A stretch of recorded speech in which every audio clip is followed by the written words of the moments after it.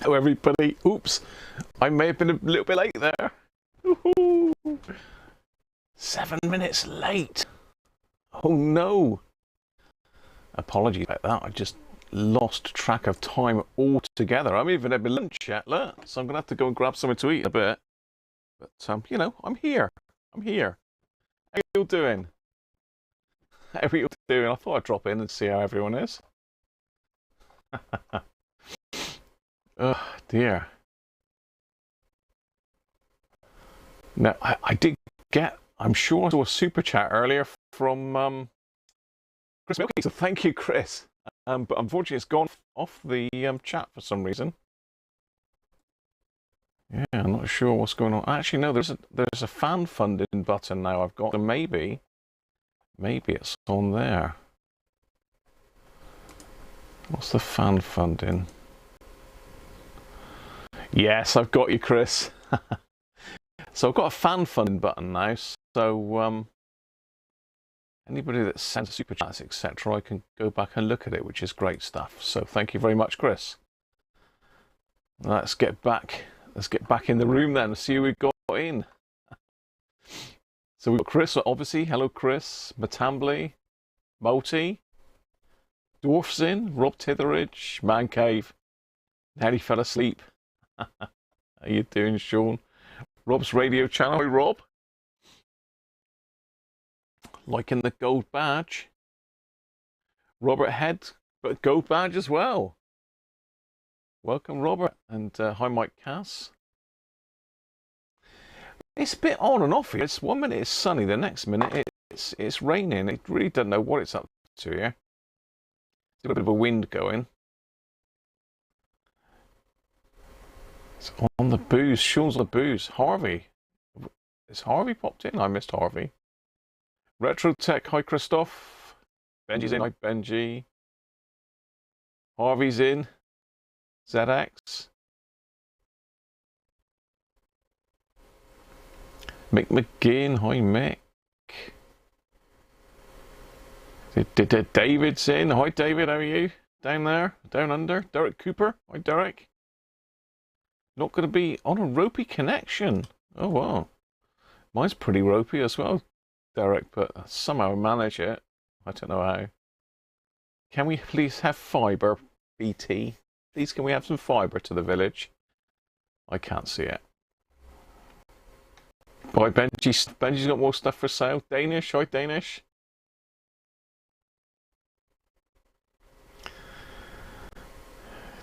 I don't know what's happening with the Ashes. I haven't been watching that. I haven't been watching the Ashes.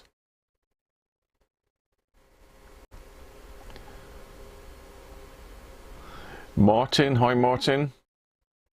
Storm coming from that way. I think we had a bit of thunder earlier actually. You see how long you can join. Hopefully it doesn't knock you out, Martin.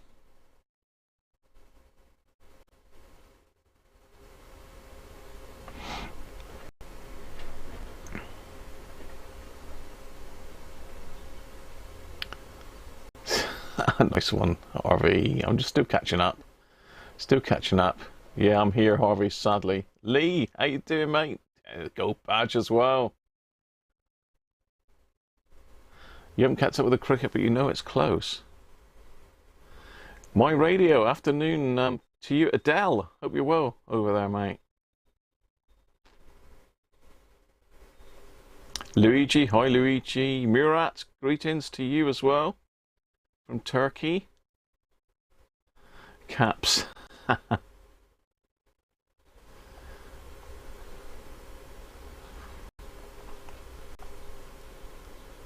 Luigi, thank you for the super chat, mate. Brilliant. Hey, Lee's in with a gold badge as well. How you doing, Mr. Tune-In? Les is in. Afternoon, Les. Christian Eck. Hello from Germany, Christian. And Rob's radio channel. Another super chat. Thank you very much. Hey, cloudy Warwickshire. Cloudy but warm.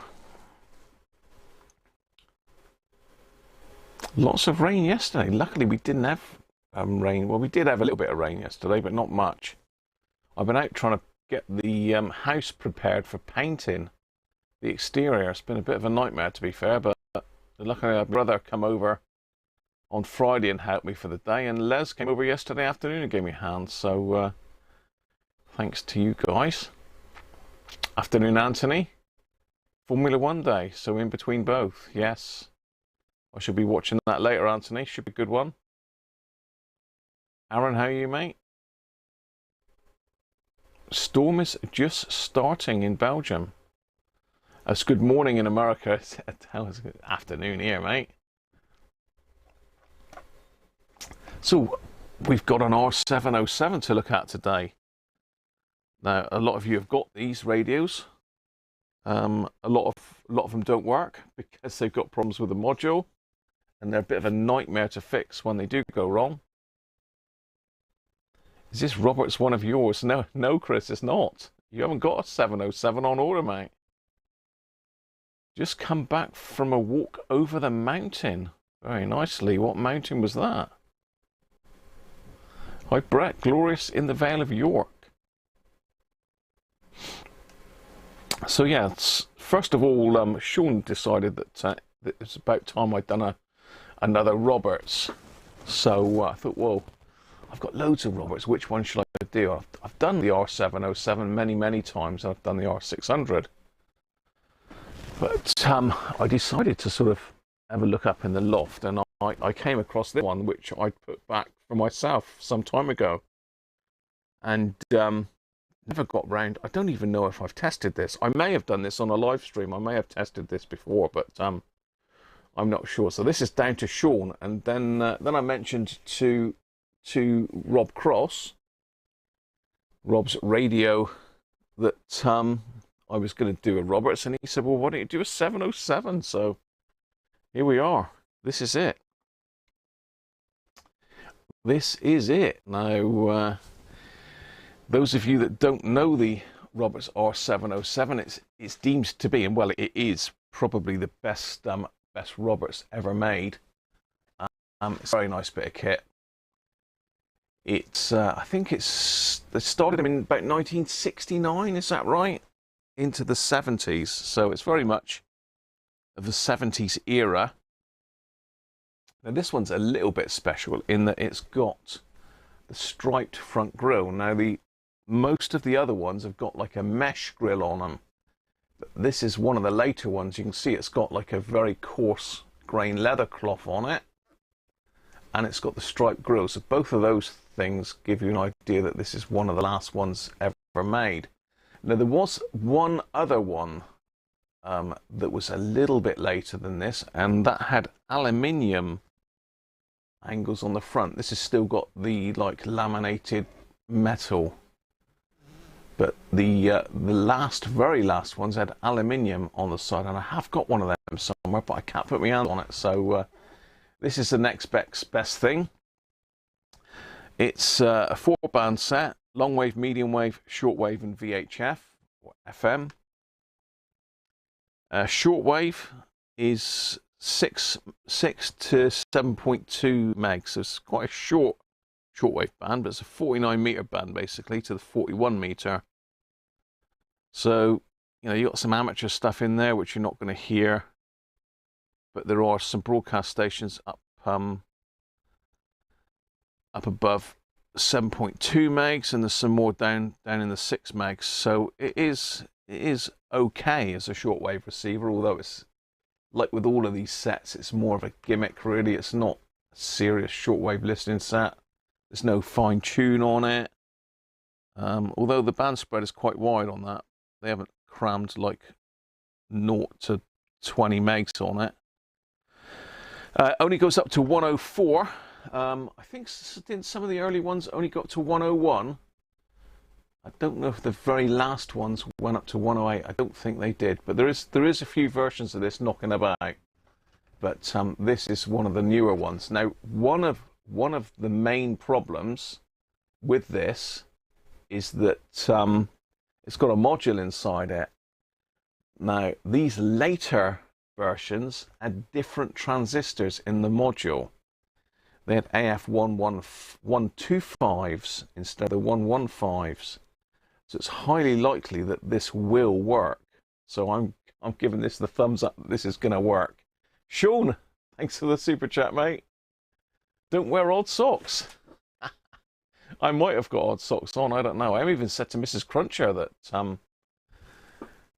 I'm on the live stream. Yeah.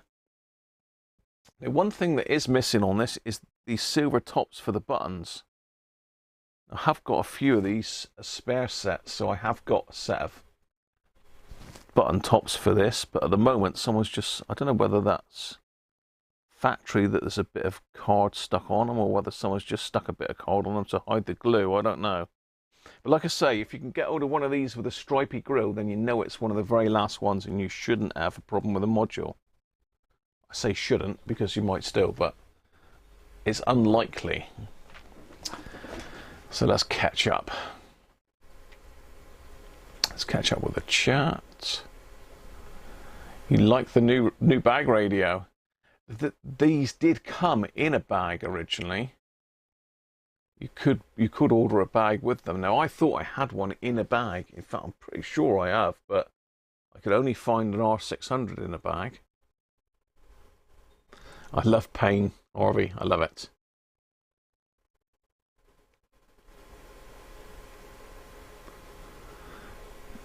Right, let's just catch up. It's just chat's jumping around a little bit. Afternoon, Theo.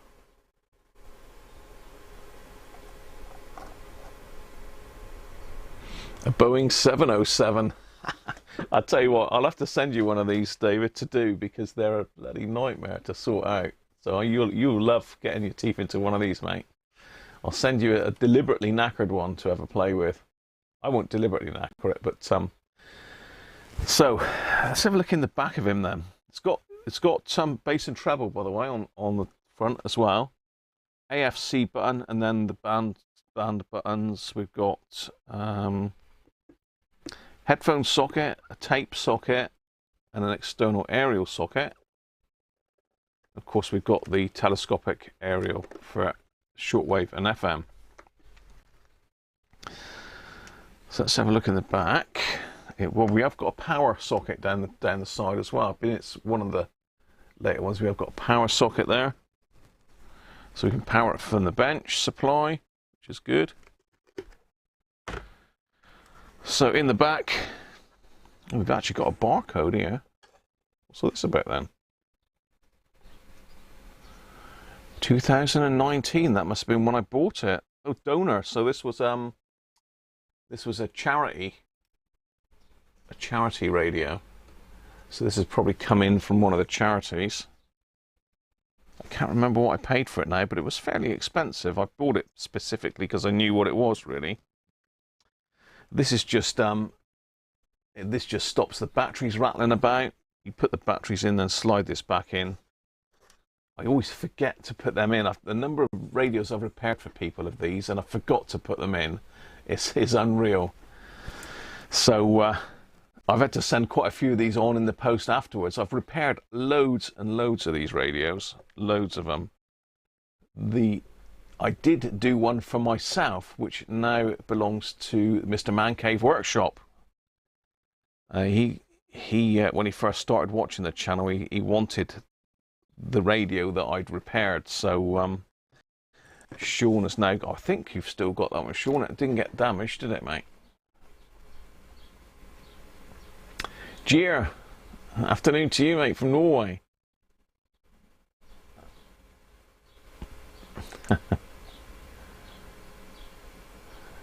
Derek, you're on a ropey in and out. You're in at the moment. Rob, thank you very much, mate. Thank you very much. Very generous.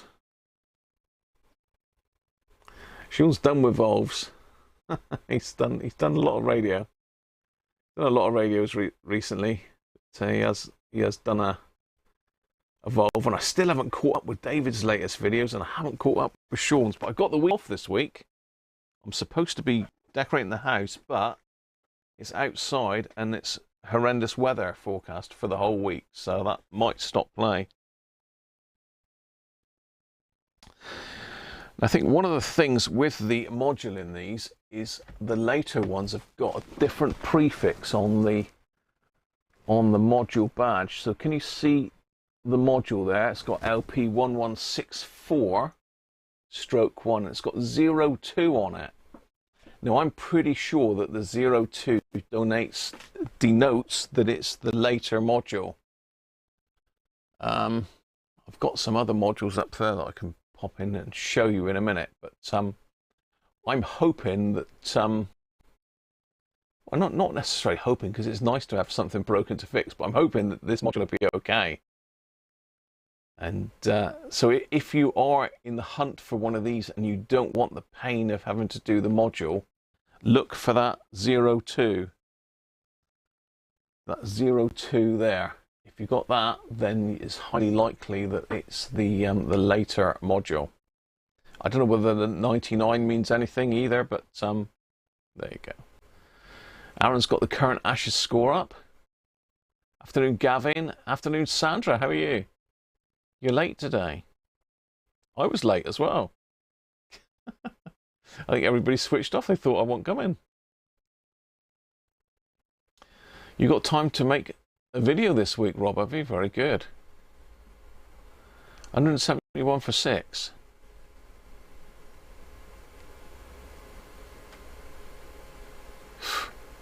How's your radio? Your radio's fine, Chris. It's sat down here on the side, waiting for me to drill a hole in it. Ben, hi Ben. Evolve preamplifier to look at, Benji. Yours does not have O2 on yours. No, yours is one of the earlier ones then with, well, it's not that early, but it's you can see the module there a little bit better if I hold it up. It does say in the event of module failure, please return to Roberts Radio Co for replacement, or send it to Radiocruncher. And another thing you'll notice is the output transistors. Can you see the two output transistors? They're a later type with the heat sinks built into them. So what am I seeing with the 30 written on it? Is it, or is that? Oh no, that's the top. I look like 30 there, but it's the top of a capacitor. So other things in these to look out for. These caps here in the amplifier, this one up here in the amplifier, and there's another one down in there that's in the amplifier. They've normally gone high, so usually you've got to change the caps in these. You don't have to, I suppose, if it's working and you're feeling lucky. What else can we see inside? So that's the output stage. We've got a bit of RFness going on here. That's the trimmers for long, medium, and shortwave. And the AM oscillator, I believe. Let's get my drink out of the way. And if we move a little bit further on, if I can clear the decks, we come up here and we've got the FM front end is in that little box there. But also there's a little bit of AM in there, and you can see just in underneath you've got 4 little screws, so that's a polyvaricon inside there. So that's basically the tuning cap, which is not great, but they do seem reliable. I've very rarely had anything wrong in this module. They've usually got lock fits in them, so you can have a lock fit fail. But yeah, it looks like somebody's peeled the label back there and had a go at that first trimmer pot, which is not a good sign. Hopefully they haven't been in the module. I don't think they've been in the module. So we've got our ferret, the old ferrite rod aerial there, look. Nice big one. And we've got a nice roller speaker in the bottom. So as I say, these things do sound awesome. They really do sound good. You know, if you've not got the funds for a hacker and you like a bit of pain, then you can go for one of these. I think it's a pin positive on this, so we'll connect it up to the bench power supply rather than messing with batteries. So who thinks it's going to work then? Who thinks this is going to work, and who thinks it's going to fall flat on its backside and fail? It's a 12-volt radio. This, it uses 2 lantern batteries, so it's a very strange battery setup in this. That's good. We got 9 volts. We got 12.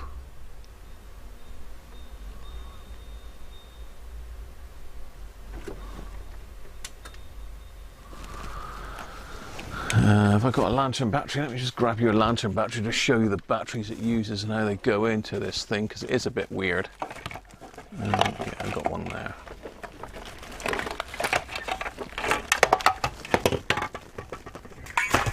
Once again, everything's falling onto the deck. So this is the batteries it uses, these. The old 6-volt lantern batteries. And they go in.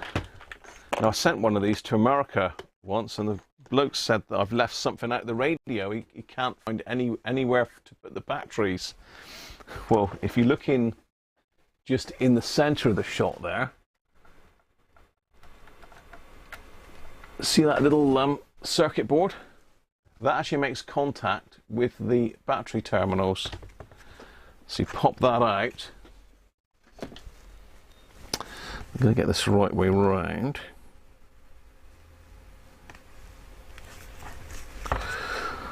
Goes in like that.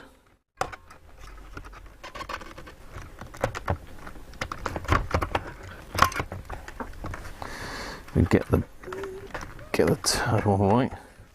So it sits in like that with the battery terminals against this circuit board, and it's got exactly the same on the other side for the other one. So if you've got one of these and you're wondering what the hell to do with it, then that's how you fit the batteries in it. So just a slight deviation there as per usual, but yeah, that's the battery you need. I think it's called a P. It's not got the actual battery code on this one. Something like a PJ996 or something like that. We got 4R25R, so that's just a different code for the same thing.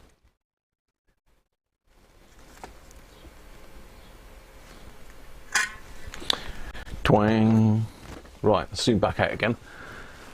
Just a quick deviation because, as I say, it was queried once. So who thinks it's going to work then? And who thinks it's going to fail?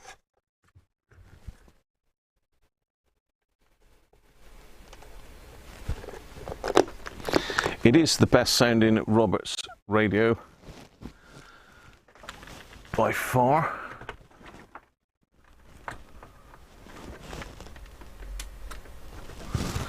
Let's just plug it in a minute, just make sure I've got this connector the right way around. Yes, I have. So center pin positive.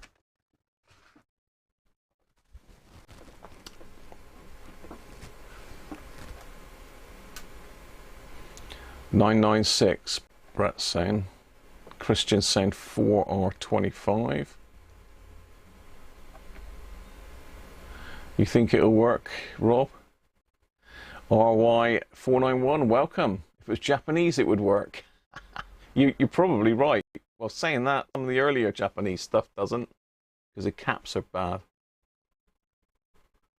Work but crackly. 100% it'll work. Work to some degree. Okay.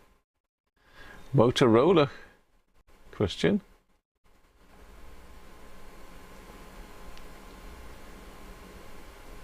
Do you feel lucky, punk?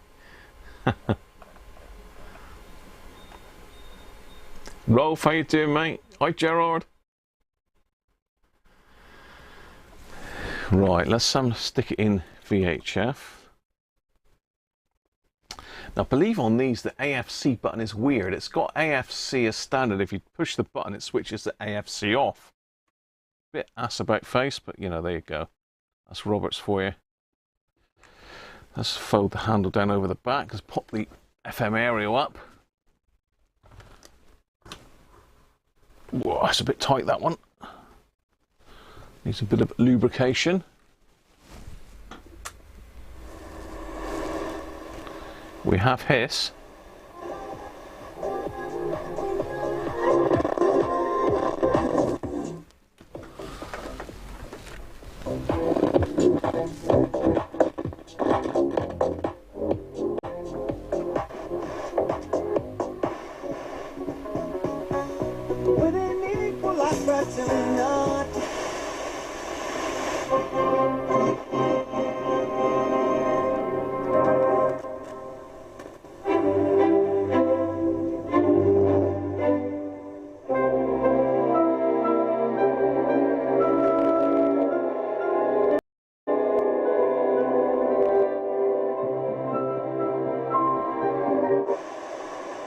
Quite surprised to see the two McLarens up there next to me. Lando Norris starting second, we're hoping to be fast. Take her out to the movies. Game. So, Warren, build a picture. How's it looking? It's very exciting times, isn't it? I feel like excitement is an understatement here now. There's just this amazing, friendly community atmosphere. These 24 islands that have gathered from around the world. The one thing with these, the bass is well over the top. Well over the top. Well, it's become a sunny Sunday here. We've got a dodgy volume switch. But... on the south. I must admit, when you see a kind of a really weird, gnarled specimen, you dig it up because it has a character-filled trunk in its lower section.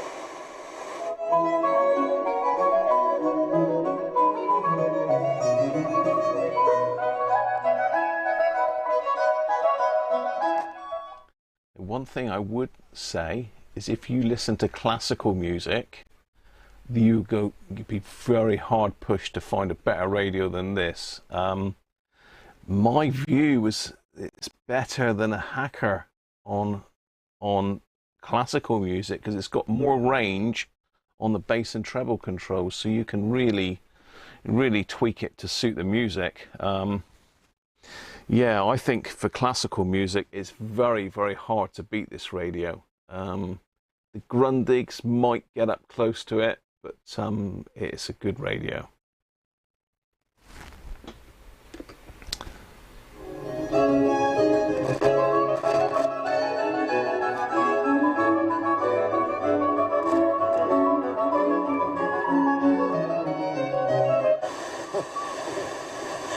No, it is. It's a shame. Anyway, here's another goodbye letter. Oh. In the 2006 Broadway musical, The Wedding Singer, Robbie Hart is said wedding singer, and during his usual warm-up crowd routine at a wedding, he proudly announces that he'll... Well, there we are. It works perfectly on FM, doesn't it? That sounds amazing.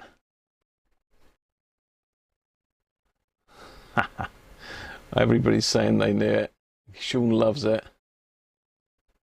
Started on BBC Basic keyboard in the 80s. So yeah, I think we all said it will work. It's got that later module in it, so luckily for me, I'm not going to have to mess with it. I can't remember if you've still got yours, Sean, or not.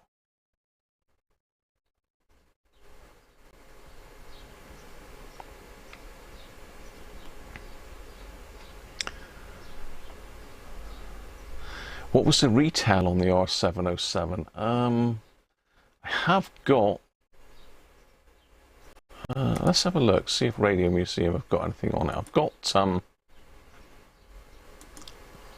stuff that I downloaded on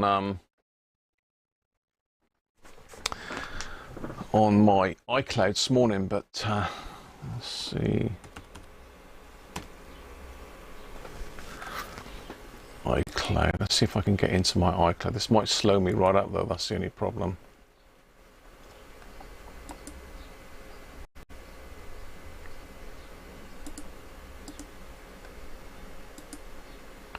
Or it'll want me to authorize it on the other computer, one of the two. I've got to go in here because John Turner is one of my Patreons, and he's not on my end credits for some reason. I don't know why. He was, but he's disappeared. So I've reinstated that. So let's go to my iCloud drive.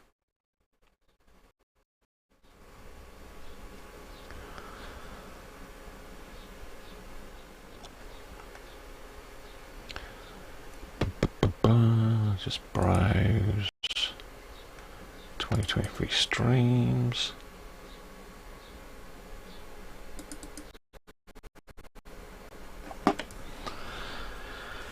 So yeah, I have got, I've even got the operating instructions for this. I don't know whether there's a price on it. I sort of thought there was.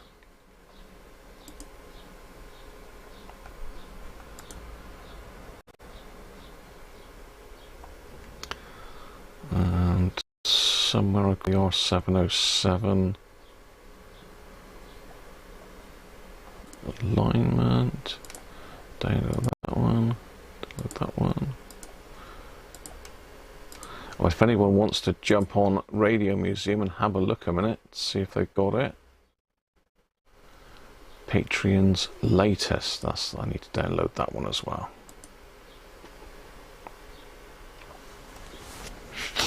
So apologies, John, for you not being on my Patreon list. Especially with all that lovely beer you sent me, John.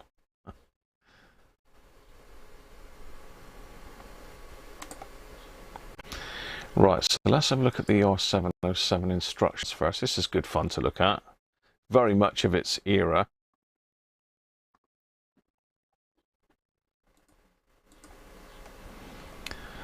So we've got, this is the copy of the Roberts operating instructions and guarantee. We've got a young lady. And she's got it in this fantastic case. Now, as I'm sure I've got an R707 case. I can't find it at the moment, and they're saying there that they regret no carrying cases. Well, carrying cases are no longer available.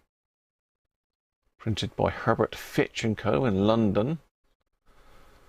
And here's your operating instructions.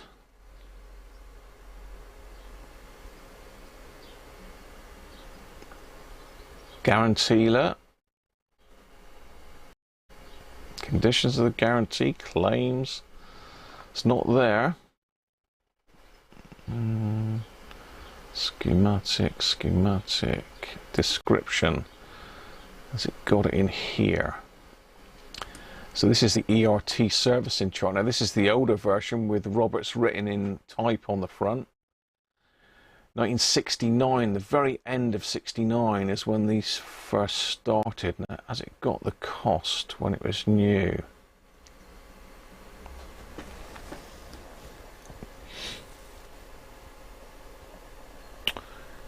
.28 milliamps in FM, so it uses a bit more power. 1.5 watts, 7.4 inch speaker.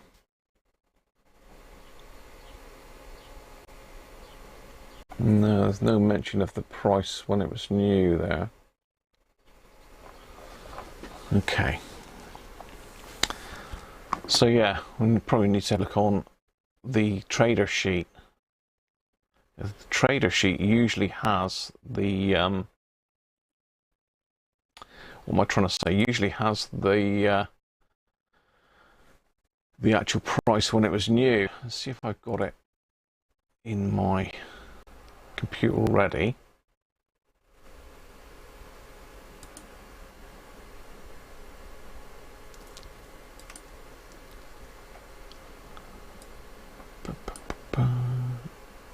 R707.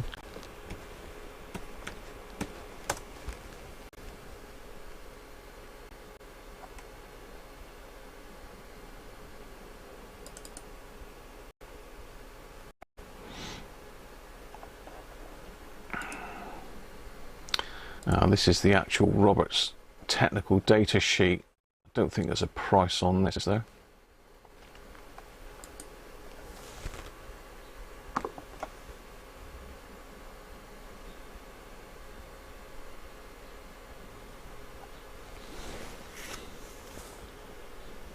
No. This is a copy of my own data sheet that I've scanned in. Someone's put some values on it, which is always handy to have. But no, nothing on that.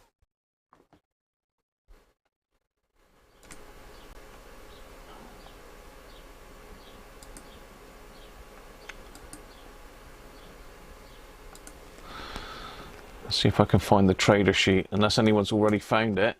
Just get the chat up.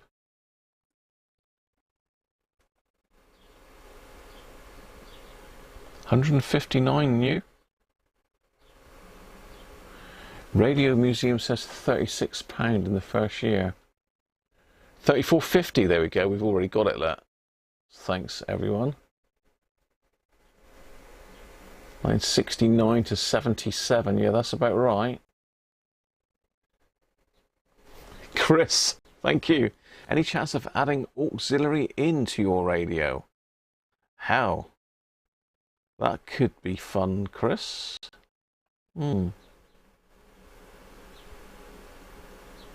Gerard, you're quite right, Gerard. AF115 module hell.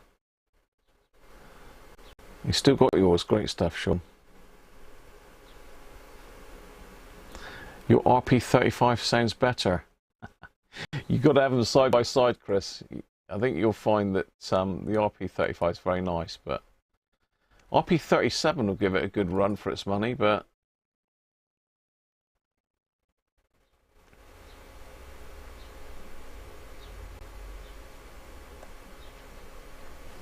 so what's the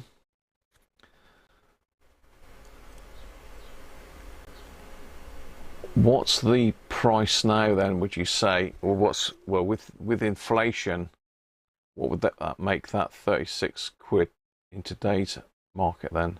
Joe French, morning mate, from San Francisco. You bought an AF116 from the UK. That's a mistake, David. You want an AF126, not a 116. Unless you're going to zap it.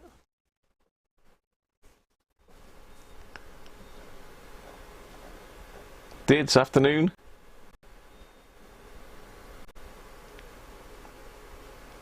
If you ever need anything like that, David, just drop me a message, mate. I'll send you one over. Yeah, an AF126 would have been better. No whiskers. You find modern transistor radios are a bit tinny. It depends. Modern ones, yes, definitely. But some of these older ones, the 60s and 70s, do sound very nice. Before the penny pinchers came in and started killing them. Right, let's shut that search down.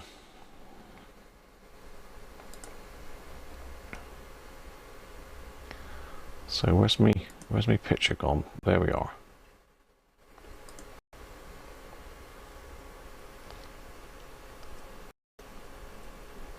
RP18's very nice. What are you fixing an AF116 in then, David?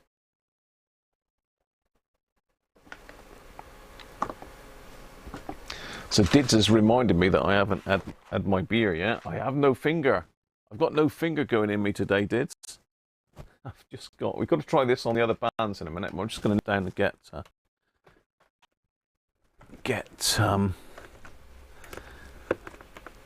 my beer stash. I've got a dodgy aerial. I think it's just stiff, that aerial, but it might need a replacement aerial. So I need to do a bit of robbery on another one, I suspect. It's Chris's radio in my way, lap. Let me get at the door to get some beer. I need to get something to eat as well. Otherwise I'll be keeling over people. You know me. If I go too long without eating, it starts getting messy.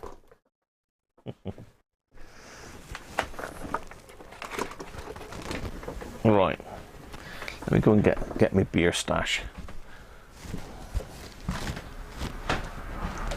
It's pretty warm up here today. But it's looking decidedly cloudy out there.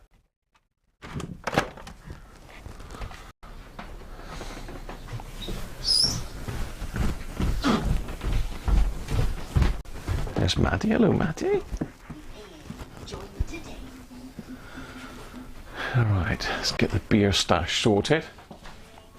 Of course, the only thing I can eat is crisps, really, and that's going to be really noisy. Oh, we got chicken in here. We got chicken in the kitchen. Go on, out you go. Go on. Louise is in the kitchen. Go on, out. Go on. Nice.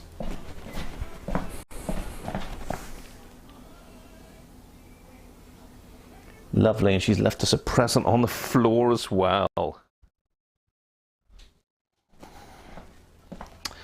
Trouble is, Coco can open the back door. The chicken's out in the back garden at the moment because she's our last one left, unfortunately. We've lost all our chickens bar one. And that's Louise.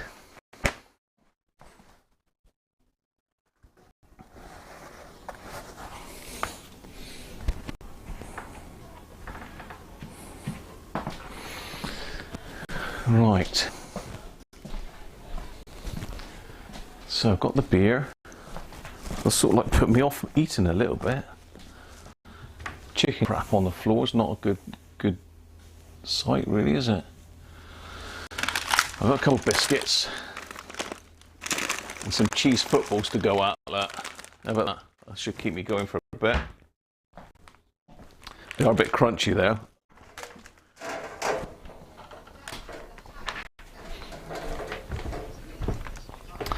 I don't even know if my phone's up here.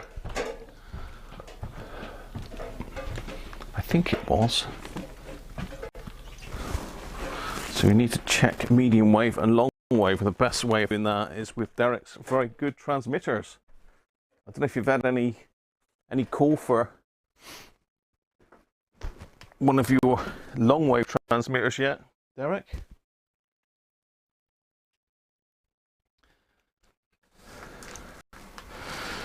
I don't know where I put them both. Dear oh dear. Well, the beer pot is in the house. And I've got some cheese footballs and some biscuits. Should keep me going for a bit. Some biscuit a minute. Apologies for the rustling.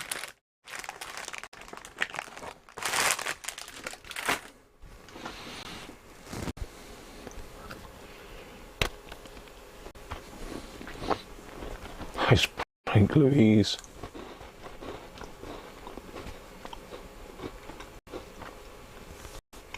Charlie, how are you, mate?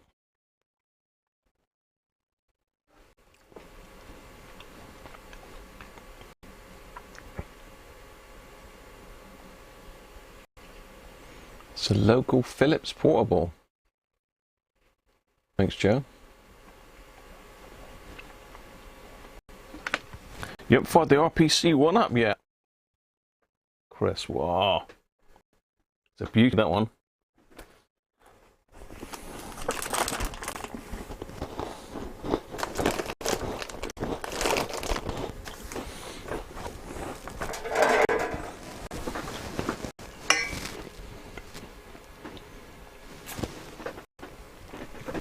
Bass. Fox attack. We lost one to Fox Dids, but the rest of them, they just keel over with age, really.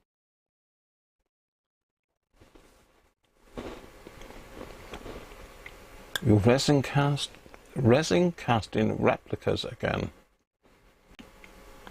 Yeah, Rolf. I'm sure I could sort a few things out I need, mate. Is it AF126 a sub? Yes, it is, David. It's in a totally different package. It's still got 4 legs. Let me show you.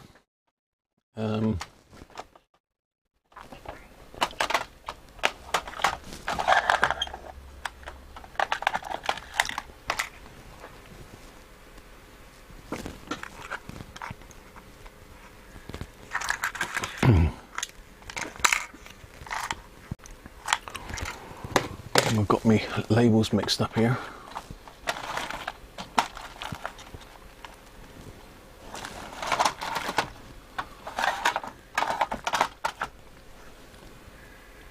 Oh, of course I'm I'm searching for all the AF116s, and of course they're all in the jar over here, aren't they? When I did that that competition that time, they're all in here, look. All in there. Let's quickly show David then the difference between the AF117. Sorry, 116 Any 116s in here? Oh. 115s, 118s. 116.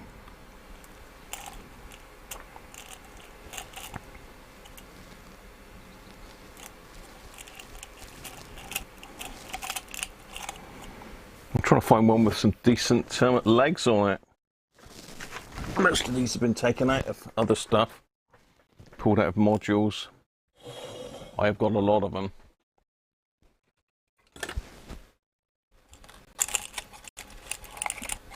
What's that one? Is that in here? 114, 116, 118, 118, 118,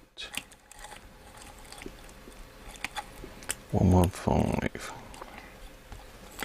Well, it's the same thing. It's a brand new AF115 there. Brand new is AF117. 118's a different transistor altogether. 115.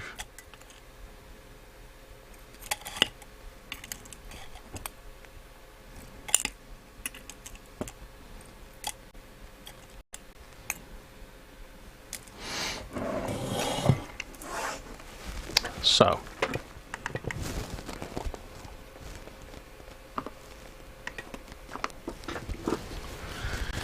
this is the AF 116, 117, 114. I mean, there's two there. Look, they're both. One's a 115, the other one's a 117. Let's just zoom out a little bit.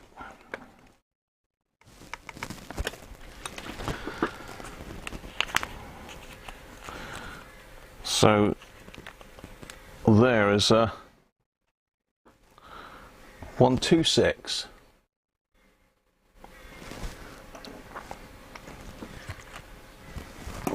So you can see it's still got 4 legs on it.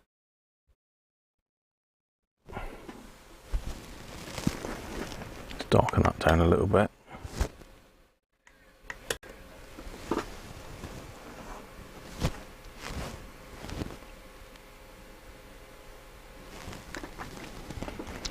And where's our 116? We've got loads of them in here. 115, 118, 17, 116. There we go. So it's an AF 116.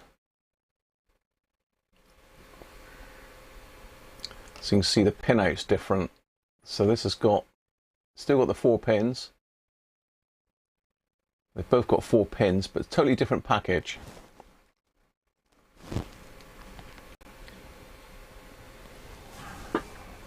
But apparently it's the same bit of same bit of germanium inside them, so they're absolutely identical and totally able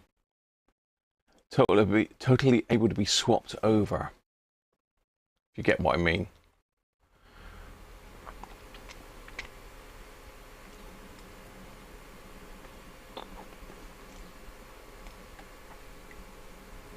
Bass beer tastes like sushi.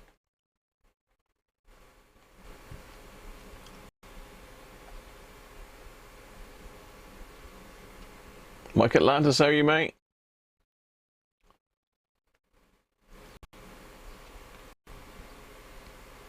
Derek Tafferman, how Derek? Bit of thunder, yeah, we had a bit earlier. Christoph, how you doing? Yeah, so really you are better off if you can get in the AF126 rather than the 116, because the problem is even a brand new old stock one could still have whiskers in it.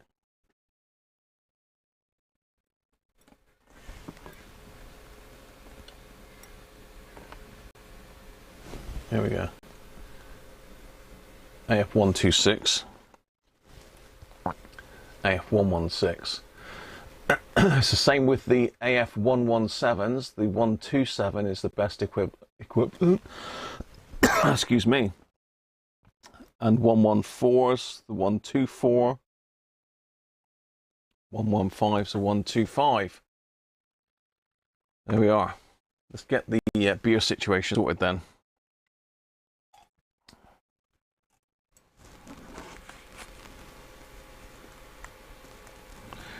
So yeah, all of these germanium transistors are getting ridiculously expensive to buy now.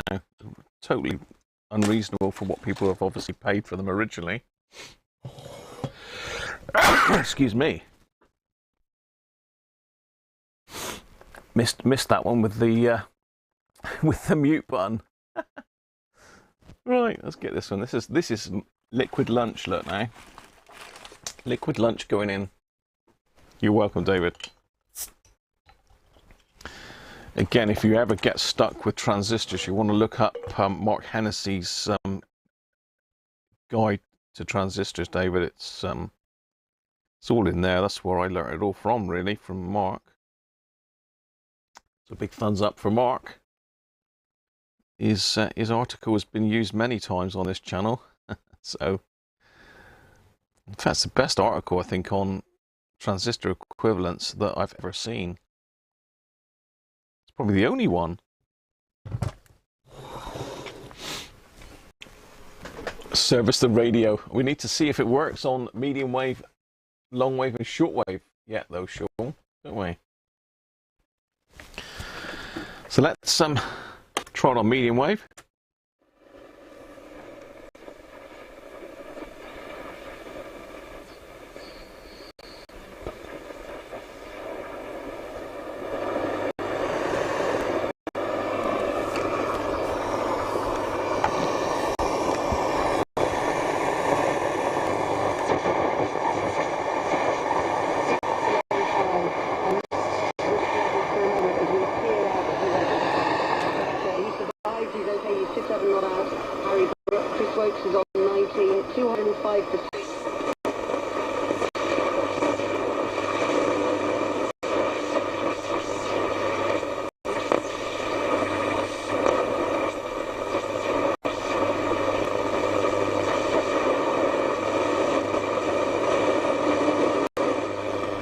So as you know, in the UK, we've got next to nothing left on AM radio now. We've got Radio 4 just about hanging in there on long wave. Let's see if we got that. It's going to be up here.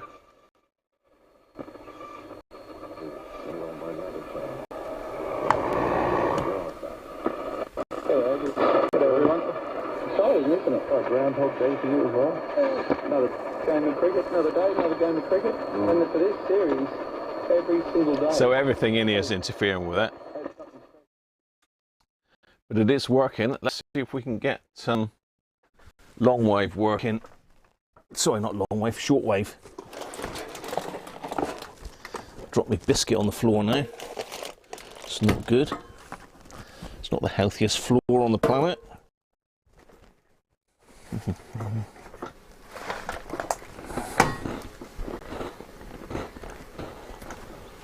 So I'm just hooking the long wire up.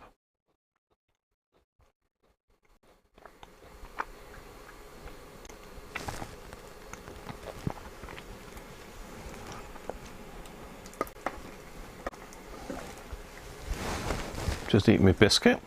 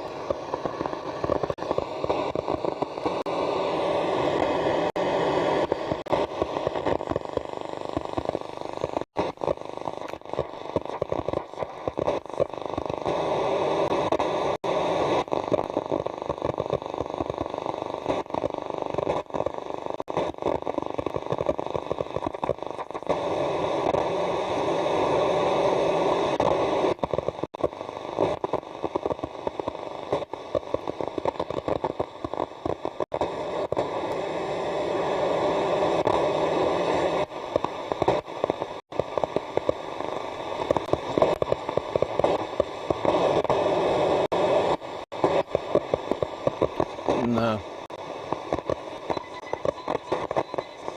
There's a bit of Morse.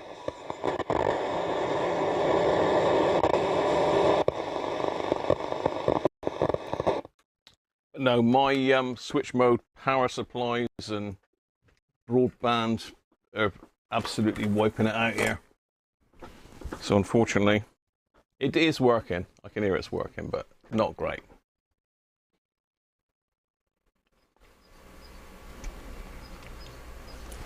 Cheers, David. Catch you soon, mate. Thanks for dropping in. Rolf's been deleted. What's Rolf been up to? Rolf, what have you been doing? Oh, caps lock's jumped on, Rolf. Rolf just said, take care, David. He got stung because he had his caps lock on. Let's catch up then. I've got to wind way back here.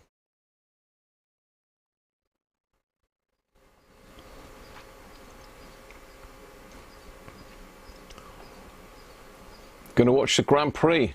Catch you later, Christoph. I've got it recorded, so.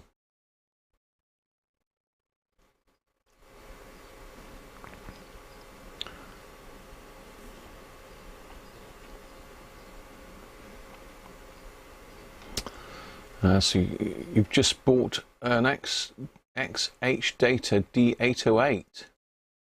They're supposed to be pretty good, those. I've never had one of those before, Charles, but yeah, it's got a bit of everything on that, hasn't it? You need to get a good retractable area and a better permanent one.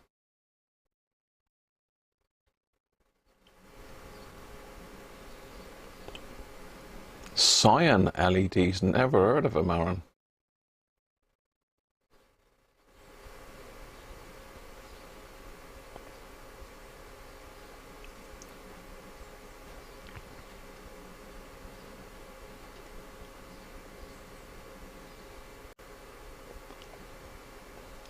Charles is saying you can't get Germany very well, but UK is a bit better on it with the stock retractable sunspots, I think.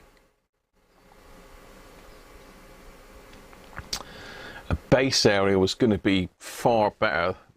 It doesn't make it very portable, Charles, but if you're seriously into listening, then you can't really beat a base antenna. Get yourself a disco and that'll cover a lot of the VHF stuff. And you want a long wire for the HF.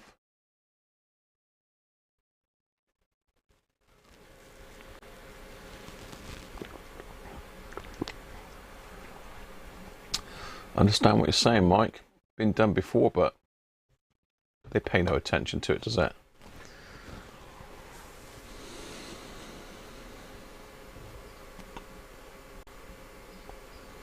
Yeah, I heard Radio 4 struggled yesterday. They had some issues, didn't they?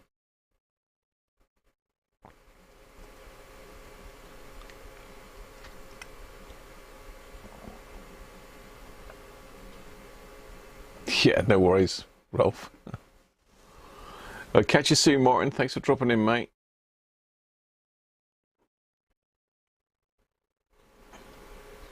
All right, Rob.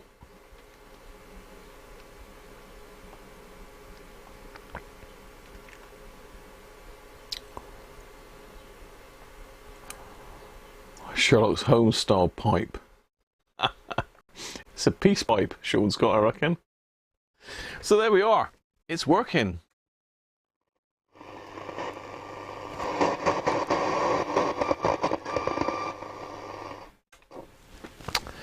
But it could do with a service.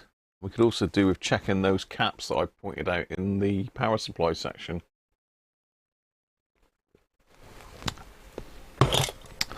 So let's get it apart, shall we? Let's get it apart. Let's pop that little shelf out.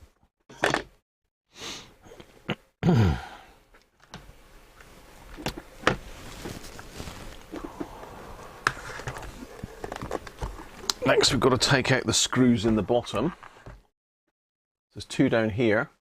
One is the aerial, the other one is the chassis. And we've got another one there, the same. So they've got to come out.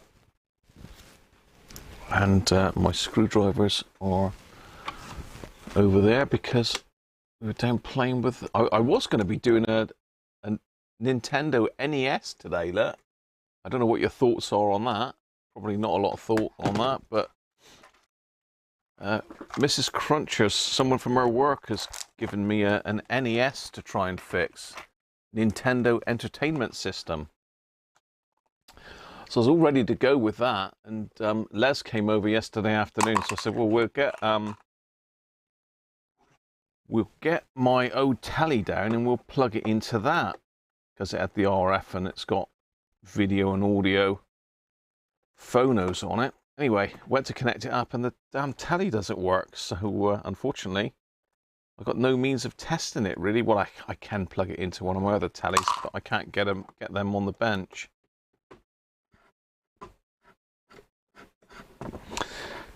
All these screws are loose, so it looks like this has been apart before, so I may have already taken this apart. That's those screws out. So it should...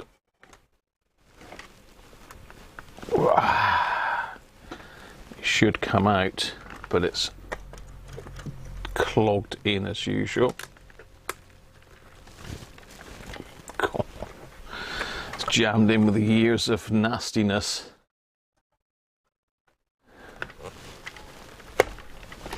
There he comes. There she blows.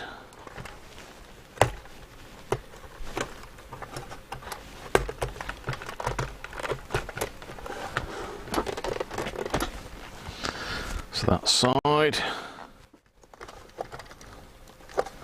This side. Come on.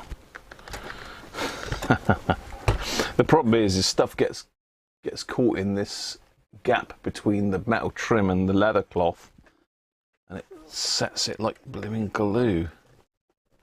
And there she is. Okay.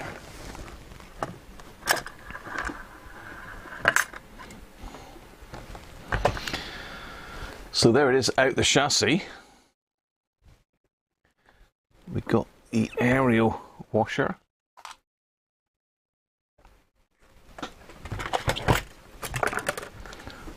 Plastic trims.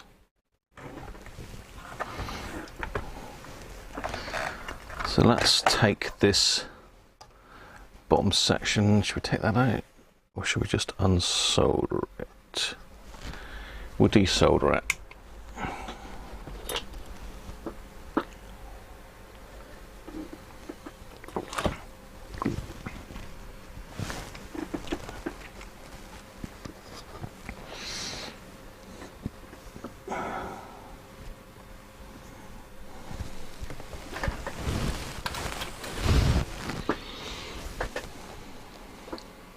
You'd like to see the Nintendo?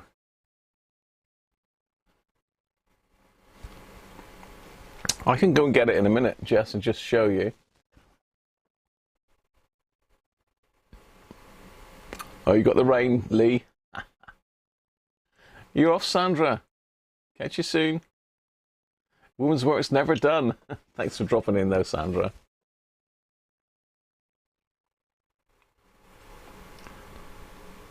Full wave line down the garden and back. Nice.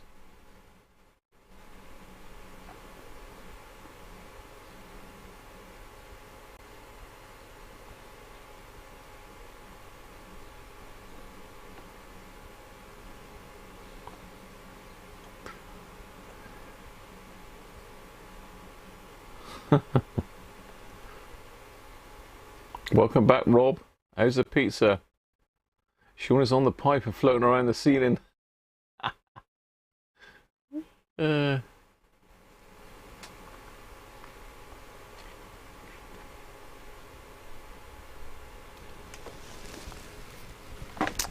I've just got the soldering iron fired up, so I'm just going to whip these wires out so we can get the thing out the chassis.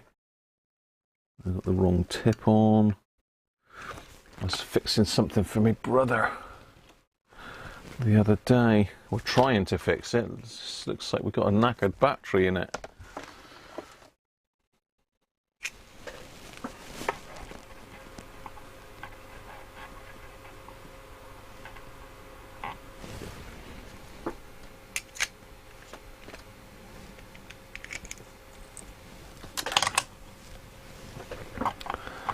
So he needs a new lithium-ion battery pack for it.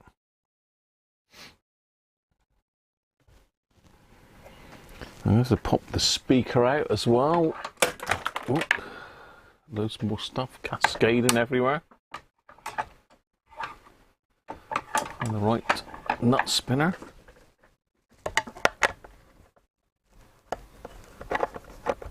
Hello.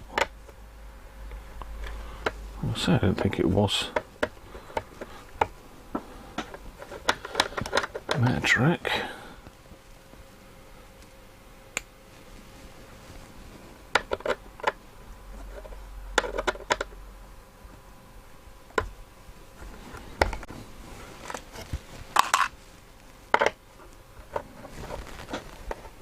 For more caps, thank you, Chris. Rob even, sorry. I'm just taking the speaker screws out with the old nut driver here. So this is an Imperial one, 4BA. I'm not sure whether this would be metric though, because obviously it's going to be late 70s. This is going to be one of the last production ones, I'd have thought.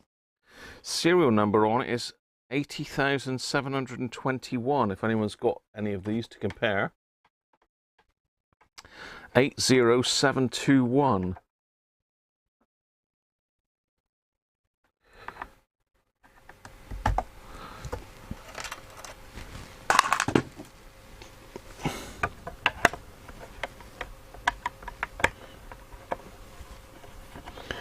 Be interesting to see the serial number run on these. So if anyone else got one of these later versions, have a look at the serial number.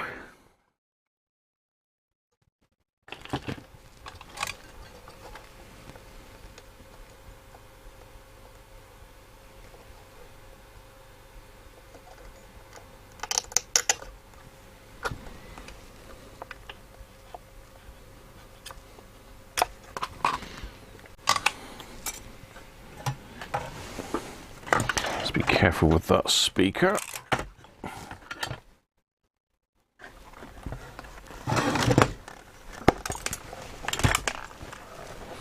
Speaker washers, and I've got to disconnect the power supply. Easiest way to do that really is to just unscrew the thing and get in there.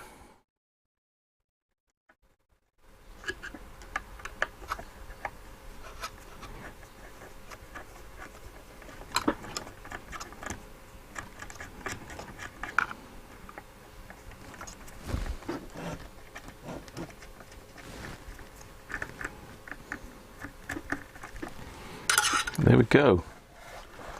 And we are free of the case. So not too bad for servicing, but it is a bit of a rat's nest of wire in this one.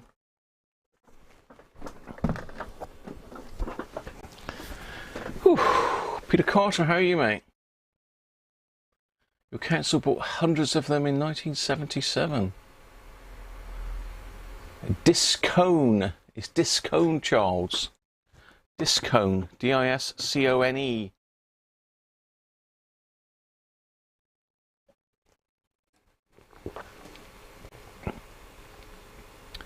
You're going to go and lay down with a fan and the tablet. No worries, Ralph.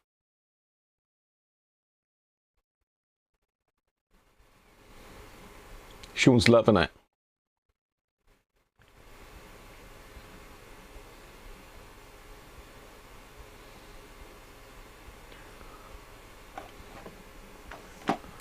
Yeah, have a search on that, Charles. Get yourself a decent one. Icon made a Discone, and so did AOR, but they're mega money. Crazy money. Whether they're any better than the others, I don't know. I've got a Royal Discone, I think mine's called. Let's get that back up there, out the way.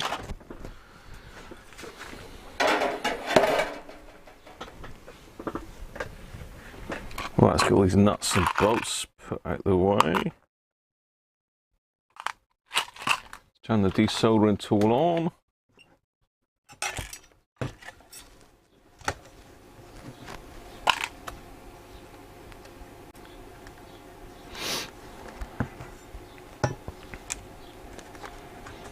take that off because these are going to fall off anyway.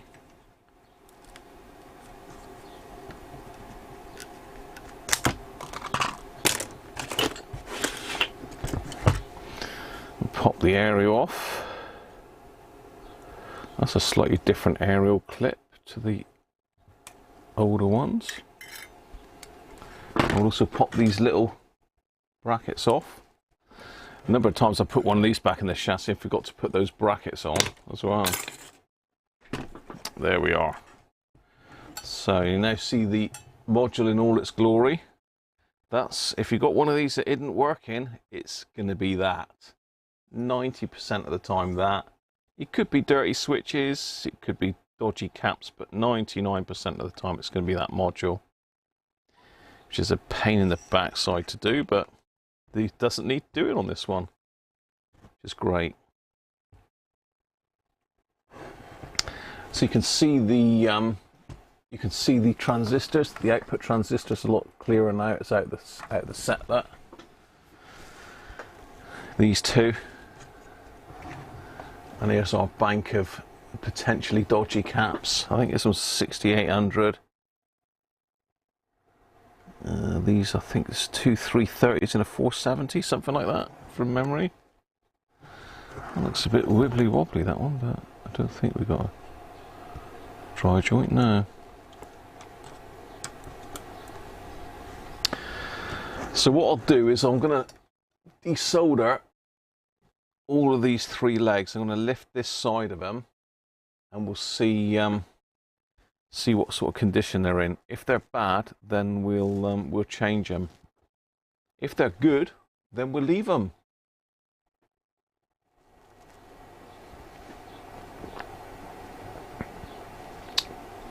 You got your R707 and your serial number is number 2, so it's the second one ever made, Rob, is it? The second one ever made. That's amazing. This one's 80,000 and something. I am on Instagram at Jess, yes. As Radiocruncher, I'm on Instagram, I'm on Twitter, and I'm on Facebook. I've got a Facebook page. If anyone wants to join my Facebook page and like it, that'll be appreciated.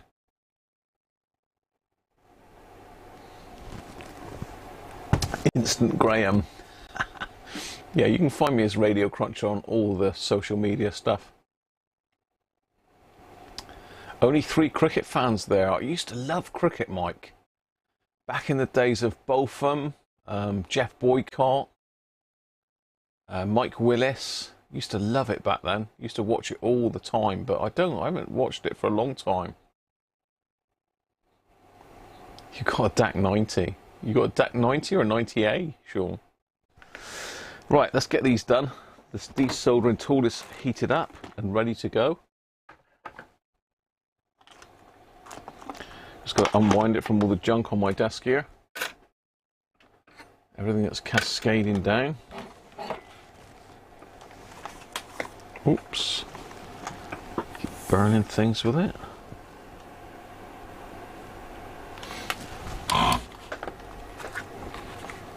So this is just a basic Duratool desoldering gun. Very useful bit of kit to have. Does speed up this because you can also use it as a bit of a lever, which obviously you're not supposed to. I'm just going to caught the wire with it now there, look.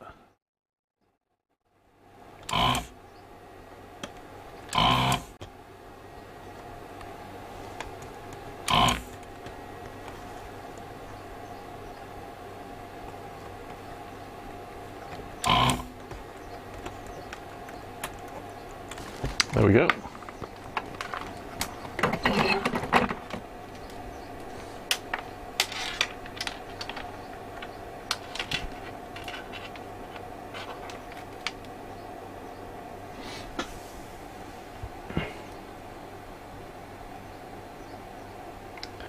No O2 marked on your module. Okay. Only another 18 months on your Facebook ban. Oh no. Well, I'm on Twitter and I'm on Instagram as well, so. Right, let's have a look at these caps then. Let's zoom back out a bit. Let's get the ESR meter in. And we'll have a bit of capacitor bingo. Be rude not to, wouldn't it, really? Let's get these out.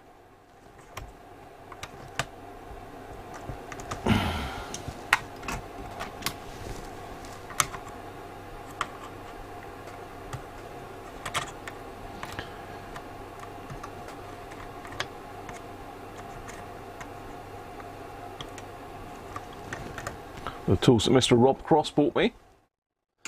Thank you, Rob. I do use those quite a lot. Okay, so let's try this one first. This is a 470. So let's go with a 470. Eyes down. What do you think the 470 is going to measure?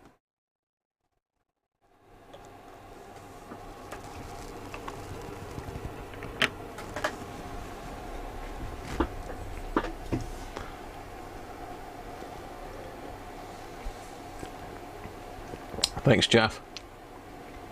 What a sucker.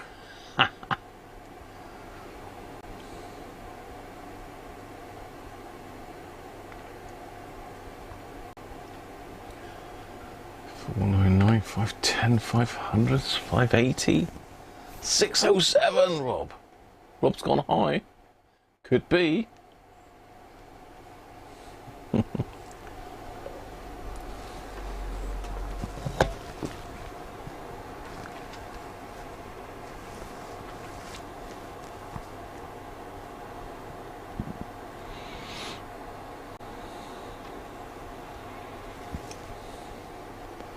$555, $555.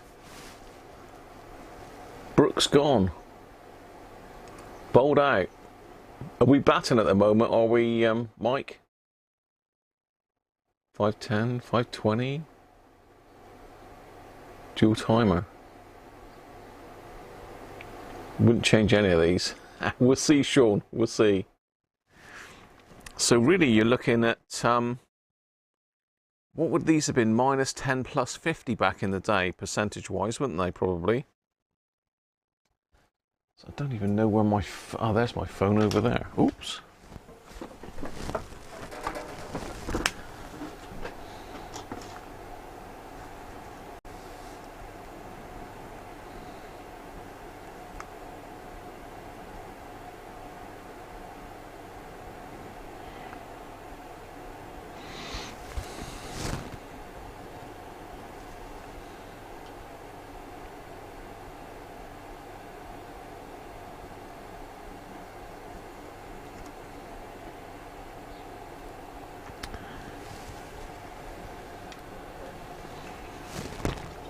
Are we all done? Let's do it then.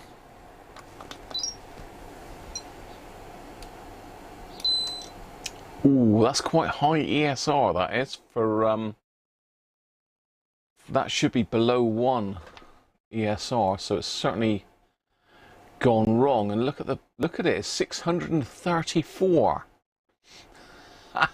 So Rob's 607's pretty good. Have we got anybody else in the 600s? It's Rob. Even though you're 20 odd out, Rob, you are the closest with 607, I believe. There you go. So that one has got to go. Because I mean, what have we got here? Let's so it's 470 plus 50%.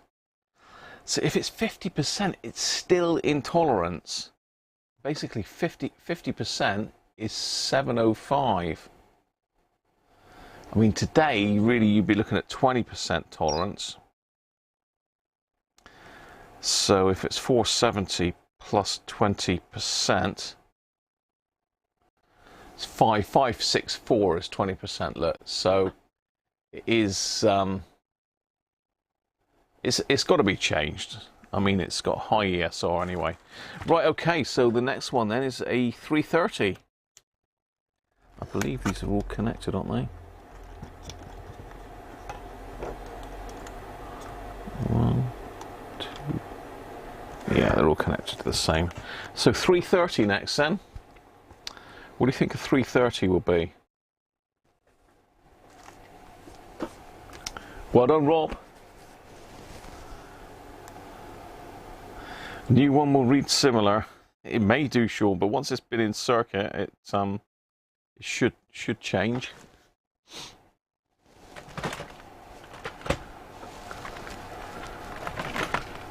I think Sean's playing the devil's advocate today. He's on it. He's on it.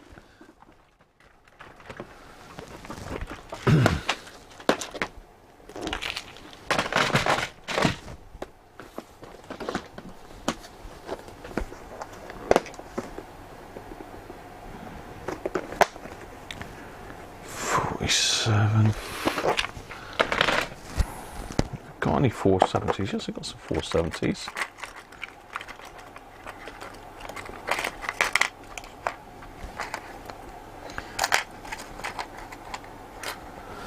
What voltage is that one? 10 volts. Dear, oh dear, 470 at 10 volts would be miniature.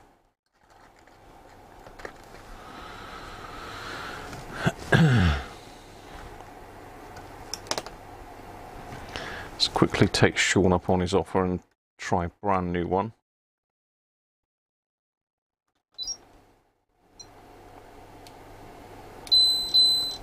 So there you go, Sean, a brand new one, mate. You said would be the same. It's actually 472. Brand new Vichy one. So you got it wrong, mate. You got it wrong, Sean. Bad toad.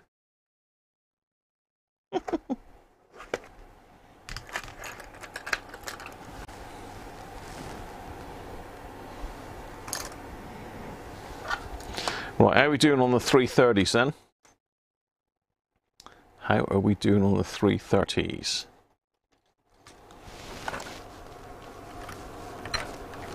Oh,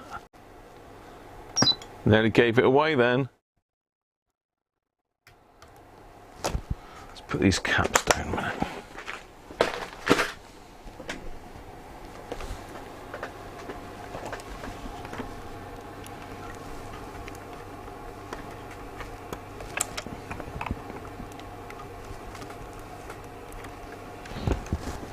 Are we nearly all done?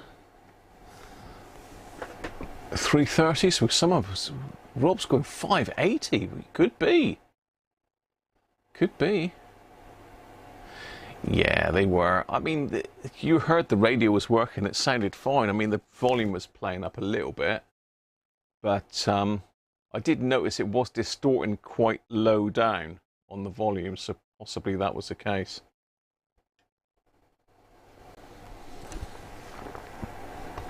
Let's do it then.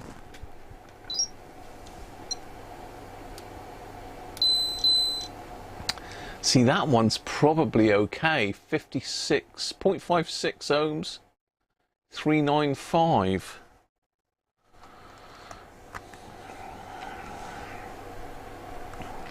So 330 plus 20%. So 396. Oh, it's just in 20% tolerance. Literally just. So who had 395 then? So Robert Head's 400, only 5 away.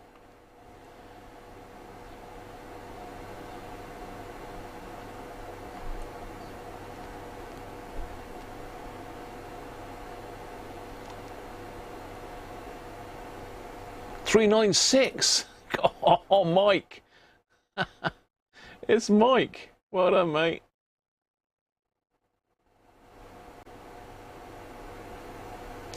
What are you saying, Chris? You could pop two 400s in place of a 470 and a 330 if they're gang wired anyway.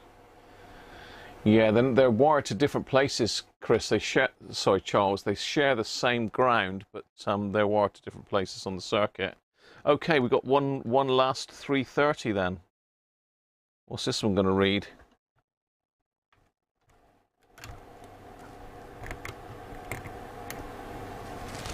The last 330. So have another go.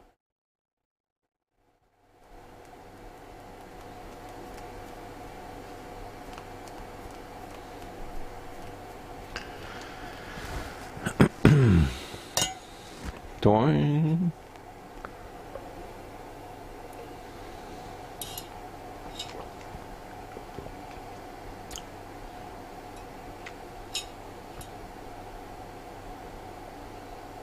It's exactly the same cap, exactly the same era.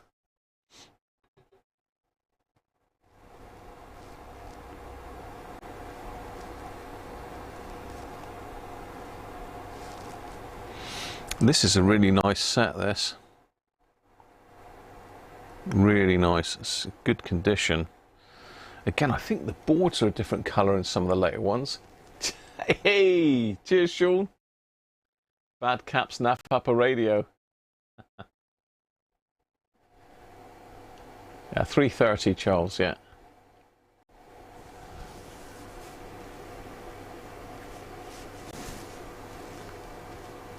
No worries, Aaron. Coming up to 330. Is it? What happens at 330, RV? Or is that what you're going for? It's actually 333 here. 333.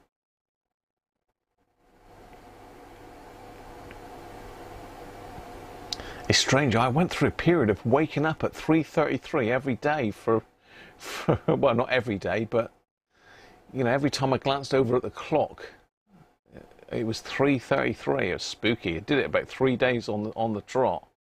Weird. Vintage ones may get stuffed. Yeah, it's worth doing, Benji, isn't it? If they're good ones. Let's do it then.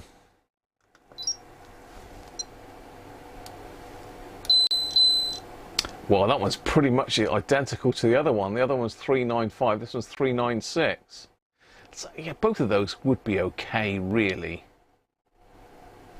What would the Sunday life be without the man cave? He's a bad toad, isn't he? So he was closest on that one then. 396. 399 for Derek.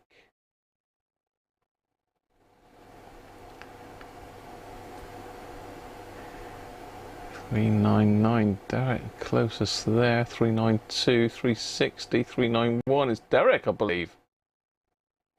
$444 for you. Is that right, Benji?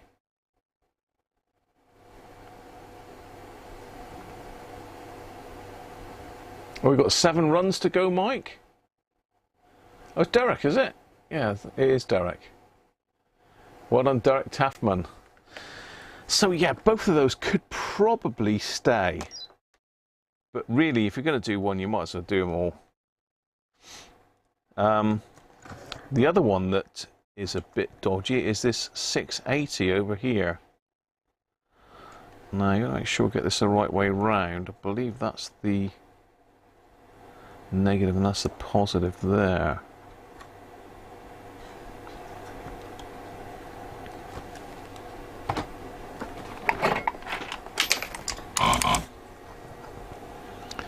Now this one is also another problematic one.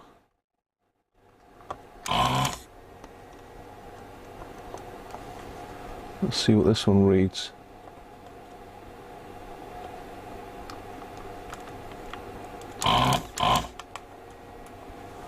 Now we do miss that Mr. Man Cave when we're on a stream and he's not about. We miss that Mr. Man Cave.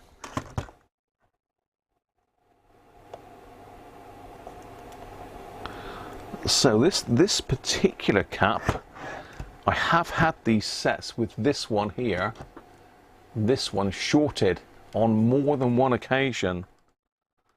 Now if we look at the schematic, let's have a look where that is a minute. We're glancing at the clock. I understand, Benji, yeah. Strange, isn't it? I mean, 3:33. I did actually look it up, and it is something significant as well, apparently.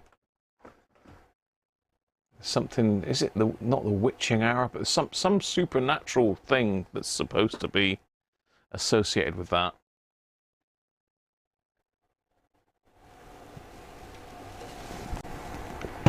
Yeah, good old mustard. Mullard mustard caps.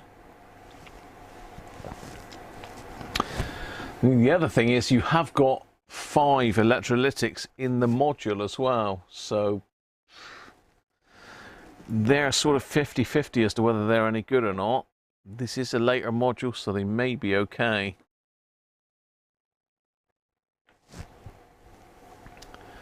Three to win. Yes, I think they do, Aaron.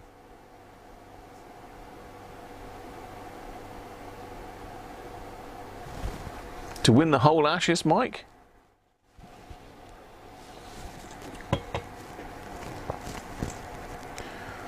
Right, let's have a quick look at the circuit, see where this one is. You had 404 occasionally.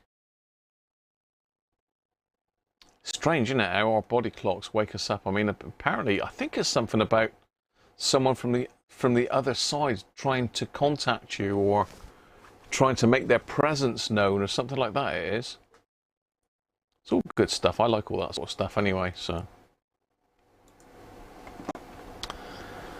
Baby. Let's have a look, see if we can find this. I need to get my... Did I download all of those?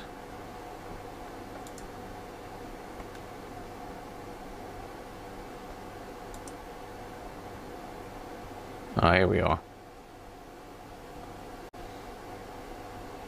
So if we whip you over to my screen a minute.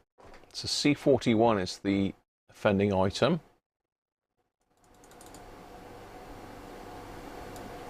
So we look on the circuit. C41 is the upright one. This is the 3 that we've just looked at, 39, 35 and 42. So C41, we look down on the schematic. C41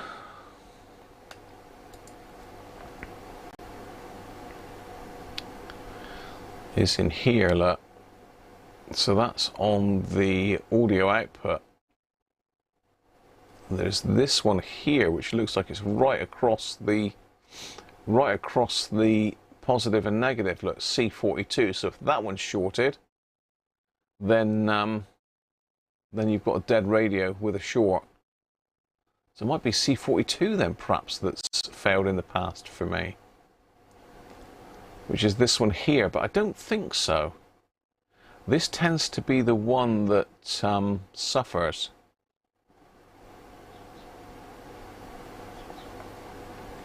C41. So it's shown as 640 here, because this is an older schematic. It's 680. And that is through the transistor to ground via the speaker, not to ground, but to the speaker.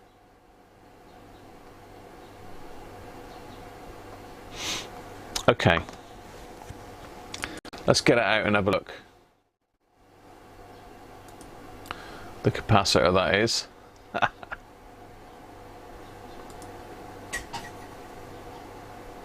Half a beast. One to win the 3rd Ashes test. England have won. Well done, England. I might actually have a look at that later then. I'd like a bit. Rob, sounds good, mate. Got that old pizza oven going. Right, let's have this one out then. So we've definitely got the negative going to there. So I'm just going to mark that on the board a minute. I can find my pen.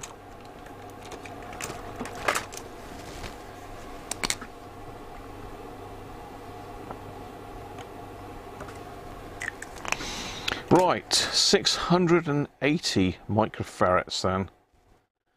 Place your bets now. 680, what will it be? Will it be good or will it be bad? It's like an undressed Phillips cap, isn't it? I don't know why that one's silver and all the rest are blue. I don't know. It's in this nifty little holder. 680 then.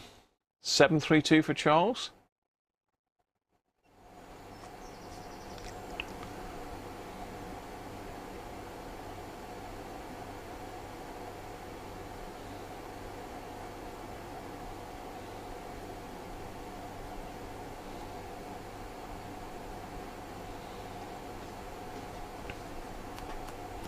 can't stand pizzas. Aaron, whoa. Controversial. How's the speaker cone? Speaker cone is very nice, Sean. Look at that. Tidy. A little tiny bit of damage there, look. Little tiny bit of damage just there.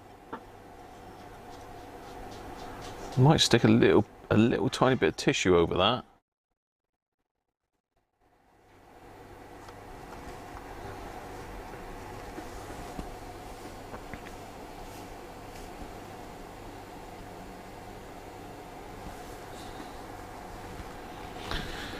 Right, let's grab my second beer of the day. We're going with a Banks's now, courtesy of Mr. John Turner. So, John, if you're watching, thank you very much, mate. In fact, that's my last one, John. That's my last one. I've had the others. I had a couple on Friday night, I believe it was. So this is my last one. All very nice, though. Incidentally, the microscope, can you remember last week I was given a microscope head by Rich, aka the secret engineer, gave me that fantastic Amscope microscope head. Well, it turns out he's actually bought me a stand as well, a base for it, an articulating arm one at that. So Rich, thank you very, very much, mate. And also in the post yesterday, someone has bought me a ring light for it as well. So it just says a gift from T. So I'm not sure whether that's Tony, could be Fat Tony. Rich is there, thank you, Rich. Rich has bought me a base. It's not here yet, but I think it's coming from the Netherlands, so I'm really looking forward to that. I've got an idea of how I'm going to rejig my workbench to get it in. It's going to be a bit of a squeeze, but it's got to be done.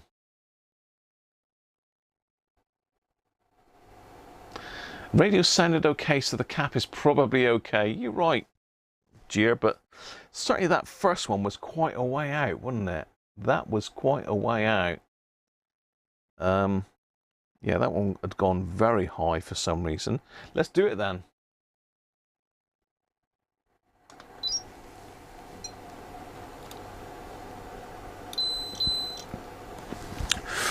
$759.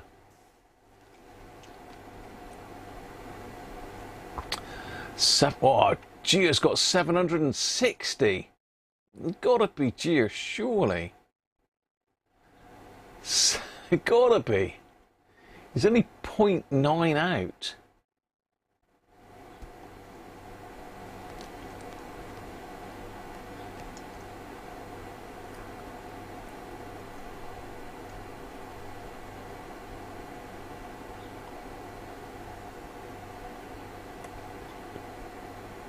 $759, Mike.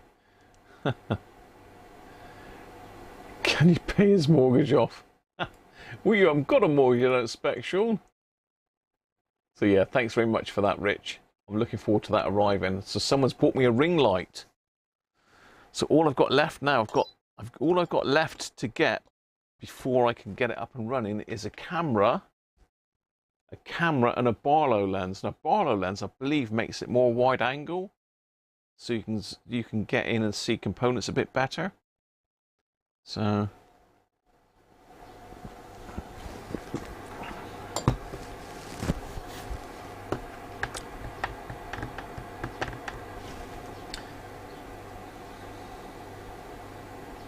Gio wins by 3 wickets. So yeah, that one has gone a bit high, but probably within spec, isn't it?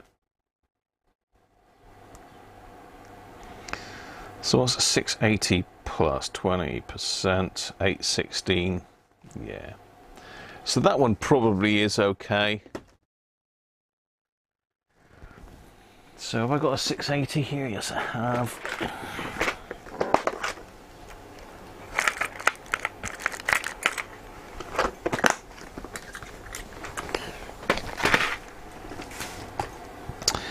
The only thing is I do actually like this white, this yellow even, yellow base. So the ground is bent over like that.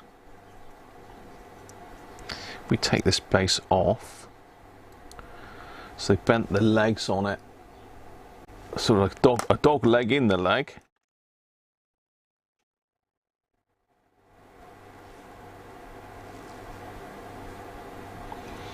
And we can stick it back the same way. Still keep its little holder, look. What do you think?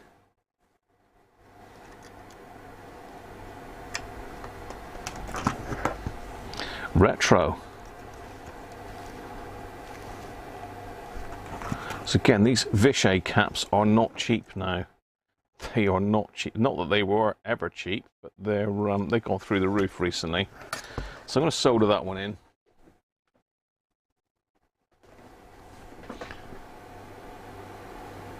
Oh, it gives you a bit more workspace, the Barlow, does it? Thank you.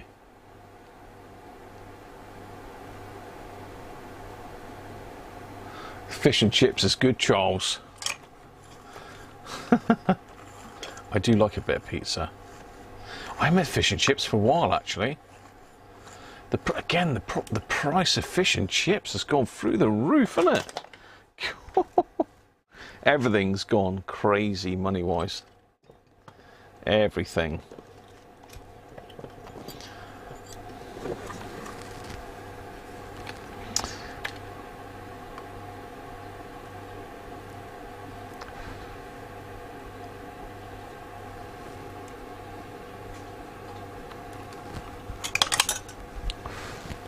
So that one's soldered in. If I can find my snips, I'll get the legs off.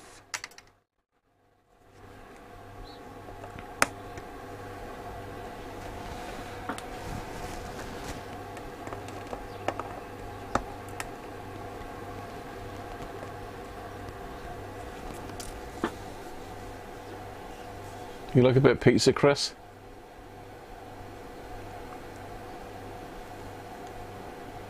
Cuppa's a plastic nappy. I don't know why I suppose they've done it to make it look neater on the board, Harvey, haven't they? So this is the switch bank here as well. I think you can't quite see it, but this is the switch bank. So this is a newer one in green. Again, the older ones are slightly different.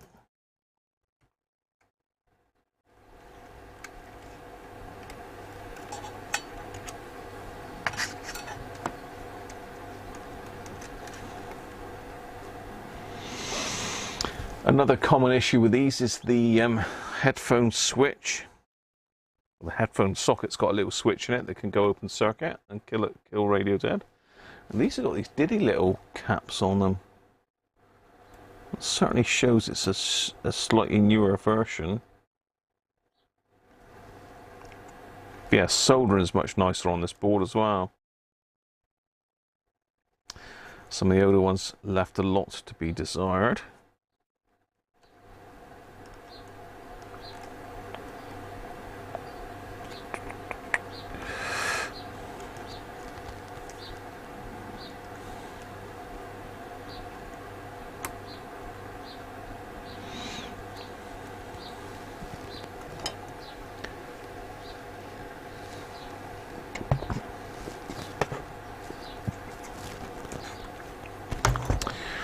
Right, let's get these other three done.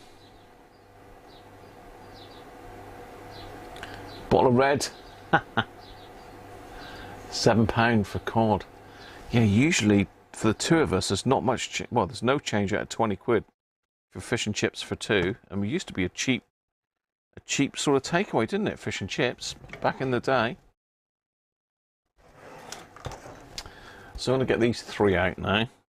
So we've got a 470 and two 330s.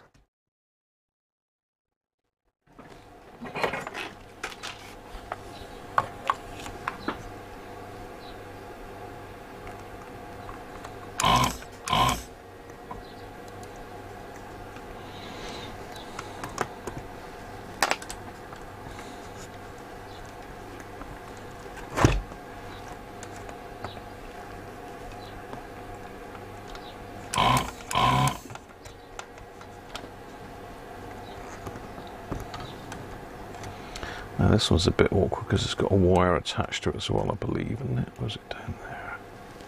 Is that it there? No, I believe it's there.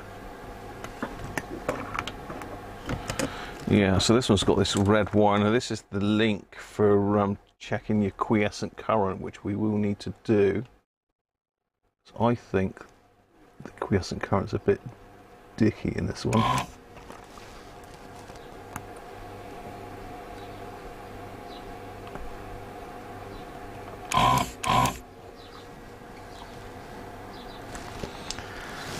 No, where's my eyes? Where's my eyes? I was down looking at this telly with Les yesterday, so I've got half of my tools are still down here.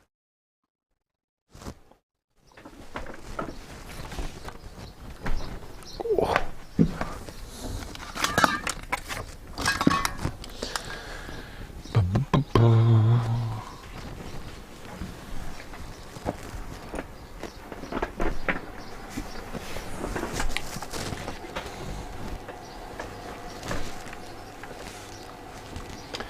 The most useful tool in my toolbox, the old goggles. They look ridiculous on, but they do enough work well. Right.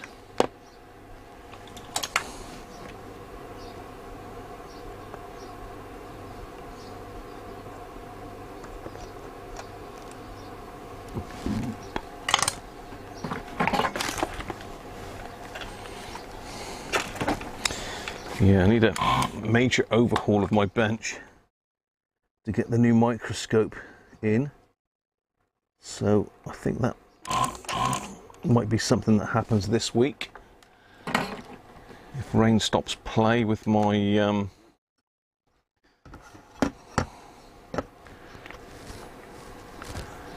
what am I trying to say? With my decorating.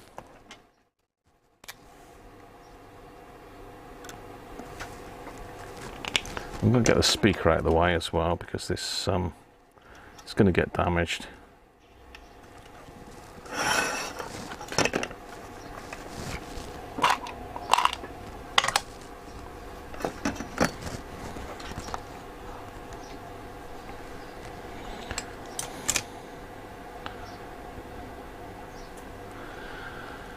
Now, I wonder.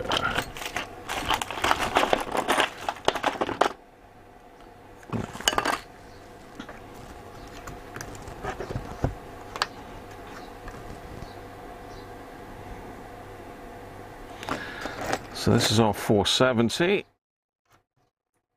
So it's a 470 and two 330s.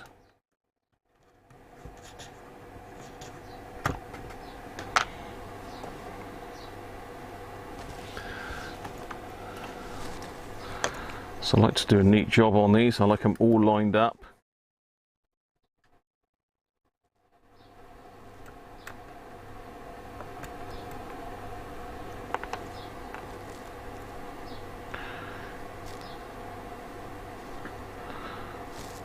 Actually, I've gone and pulled all those out and I can't remember which way round they were. I believe the bottom here is the ground. Oh dear.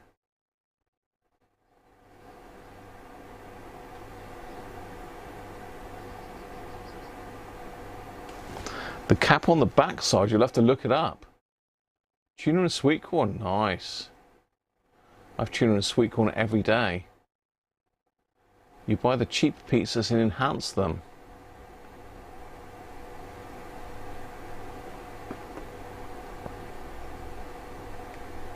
Fried bacon on toast. Right, what was I trying to do here?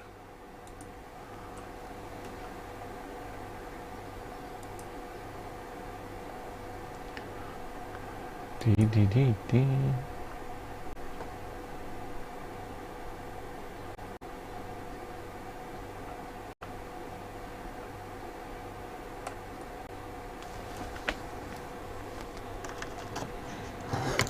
Well, that was foolish of me doing that, wasn't it? But yeah, that is ground.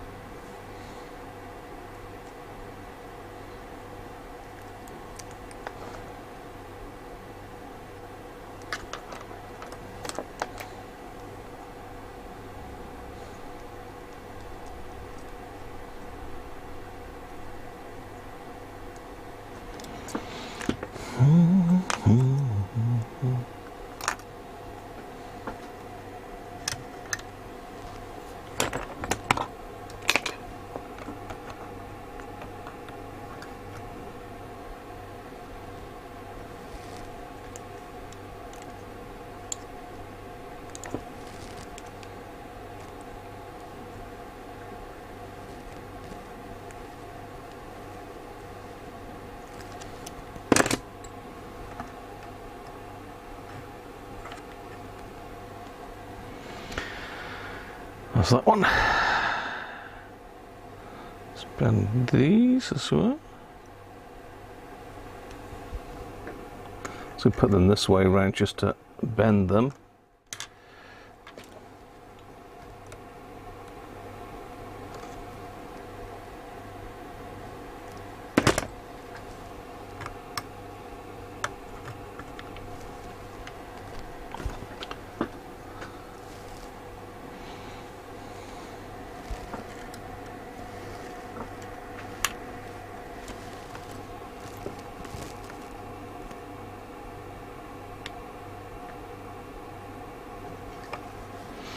I just think it looks nicer with nicely bent legs.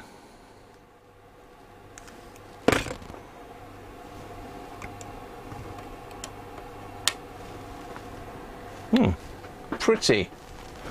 All pretty.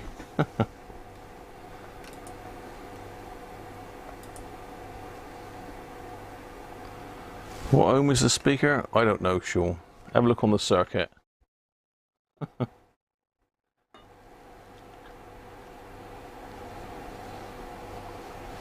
I think it's is it 3 ohms? I can't remember now.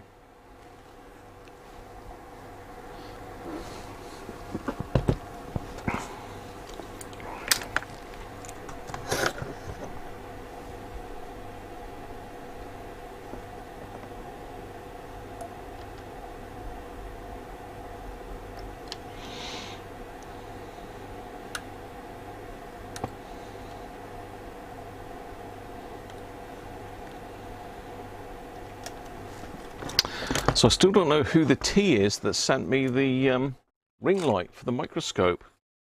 I'll go and get it in a minute. I'll go and get the NES so Jess can have a look at it.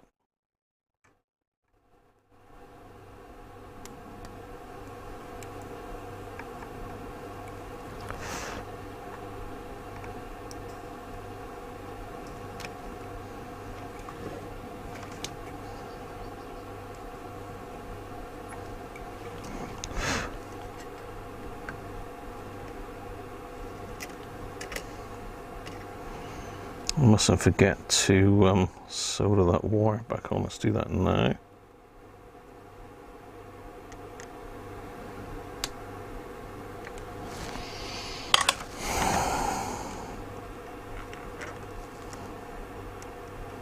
Oh, that's going to be difficult to solder with all the wires in the way.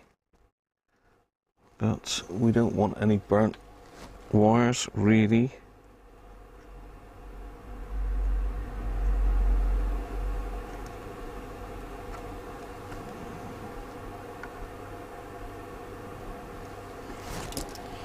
There we go.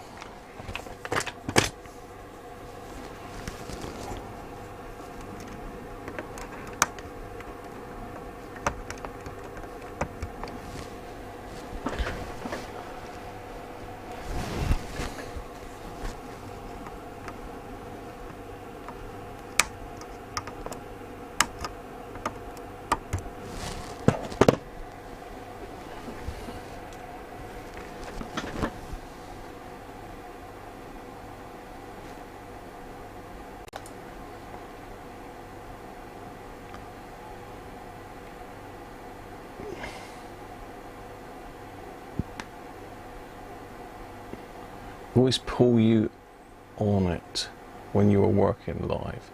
Ah.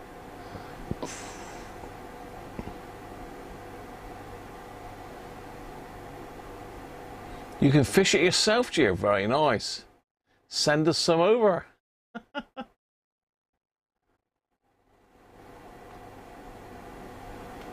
All the Big Macs or Royal Deluxes come very well done there.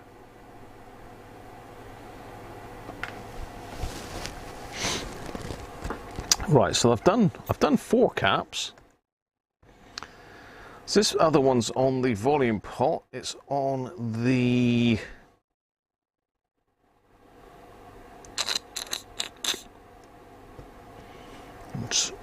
input to the volume cap. So there must be some sort of DC blocking.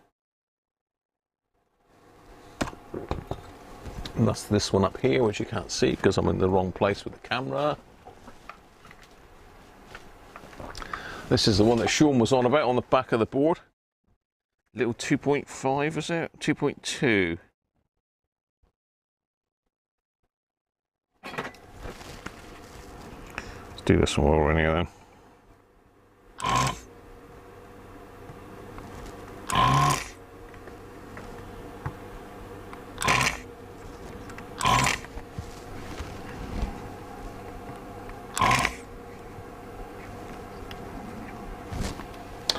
Little 2.2.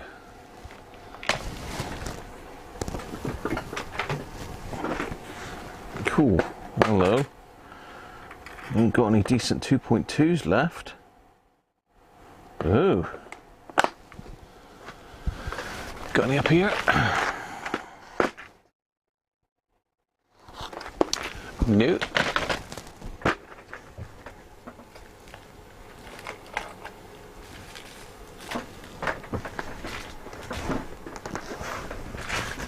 Got the stuff I'm rolling my chair over here.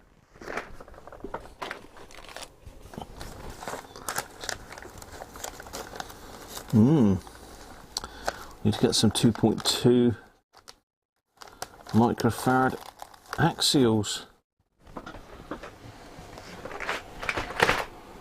What brand is this? This is unbranded. 2.2 at 63 volts. So ground, oh, this is Forever. Now Forever, is that one of the big electronics people supply these?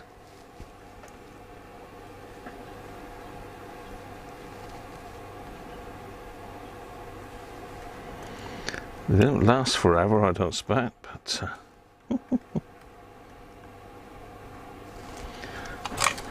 let's get this one put in.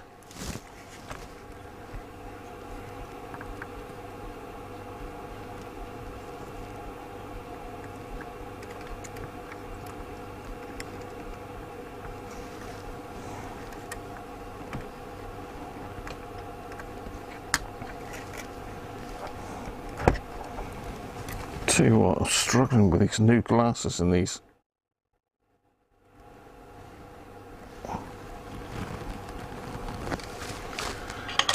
This head magnifier.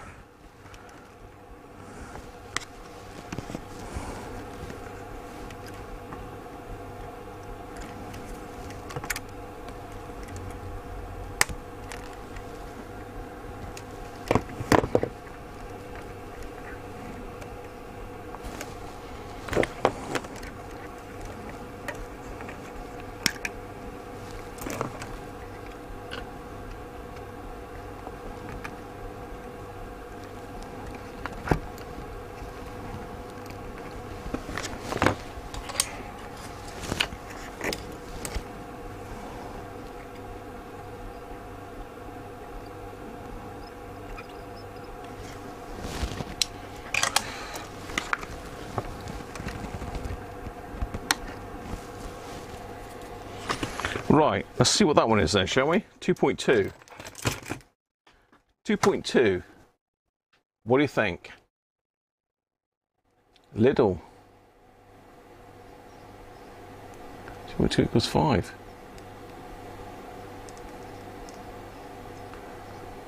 3.14.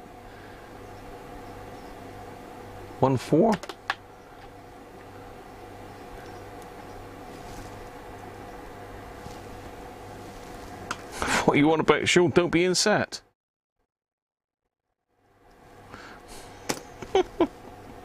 What is he on? What is that Mr. Man Cave on now? Whew.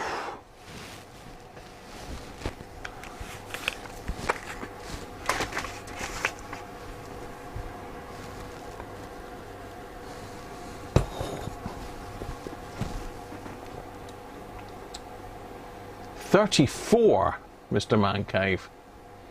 34?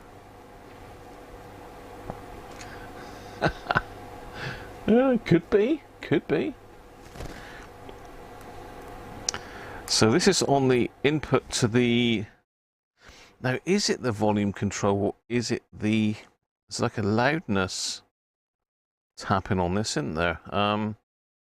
It's a dual ganged pot, and there is a fancy term for it, but I can't remember what it is. Well, it's facing this way up, actually.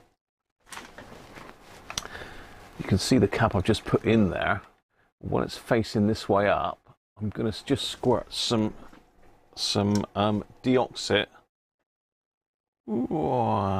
fader lube into the pots, because there's two. There's one there, and there's another one. If I can get the nozzle in, up there. There we go. And while we're at it, we'll just do the bass and treble. Bass. Treble. There we go.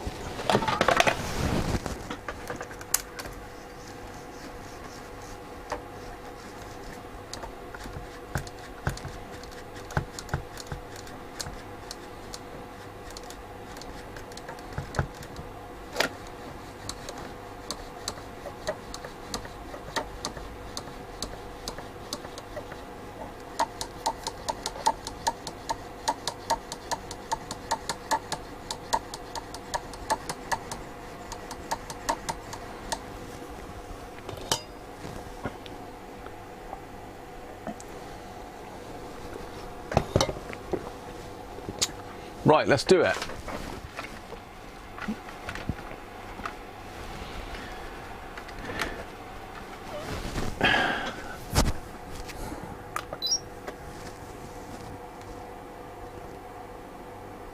Hello?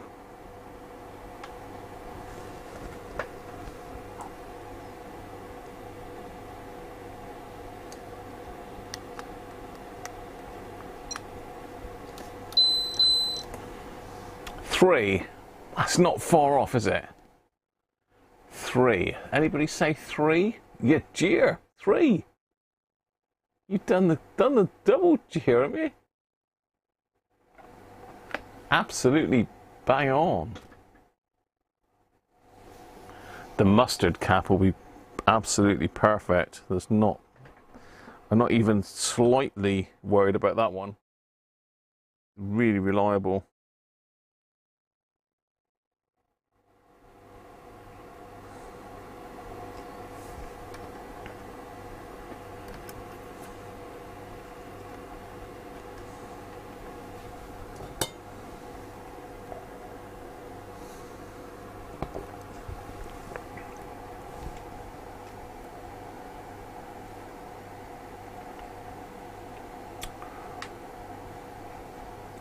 So there you go, Jer. Bang on the button. On the nose. So again, that cap would have been fine, wouldn't it?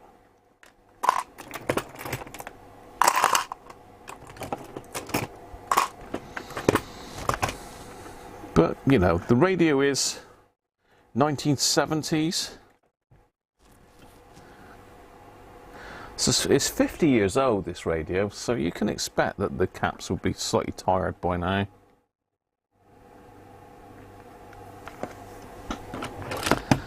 Let's just tidy up my leads. Nice.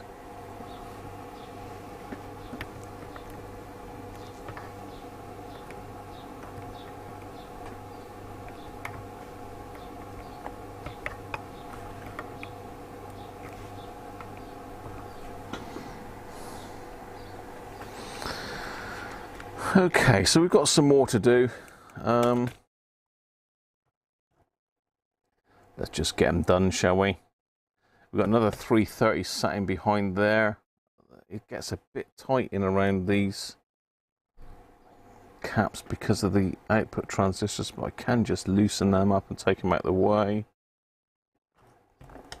So 1, 2, 3, 4, 5, 6, 7, 8, 9 caps left to do.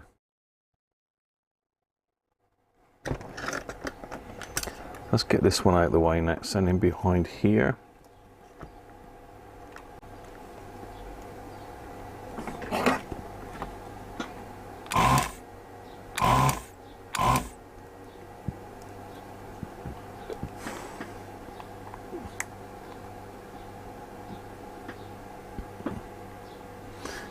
with his senses.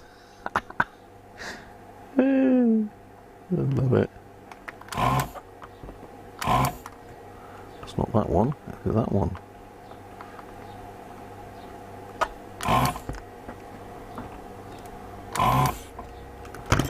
It's not that one, it's that one.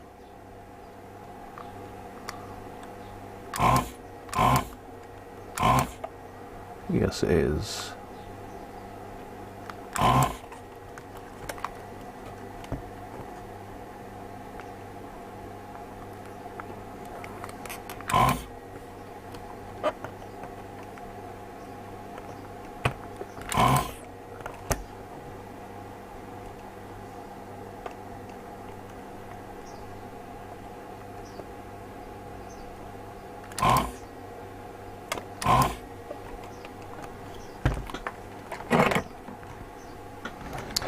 Right, what's this one then?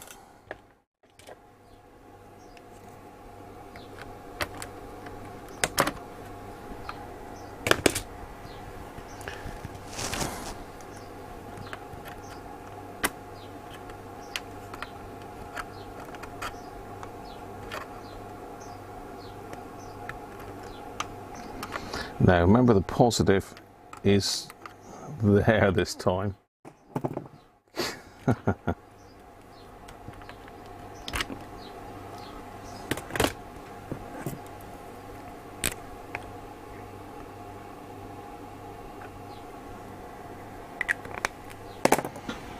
Now this one is a,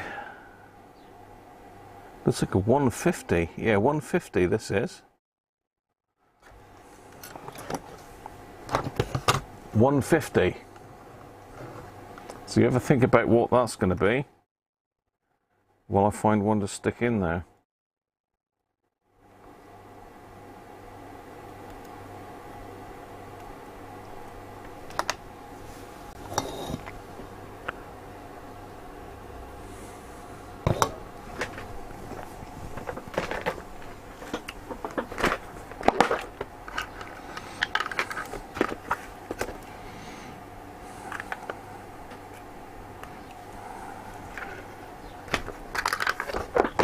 It's had about 20 quid's worth of caps in it already.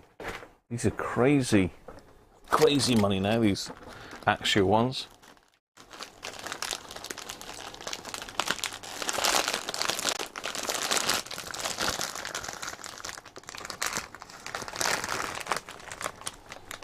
I'm going to have some crisps in a minute, excuse me.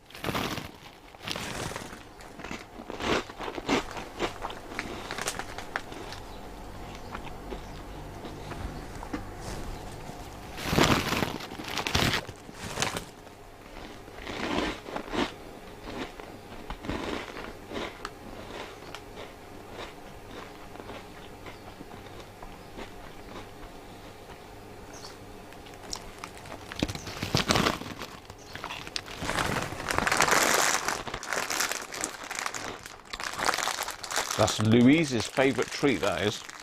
Cheesy puffs. She loves them.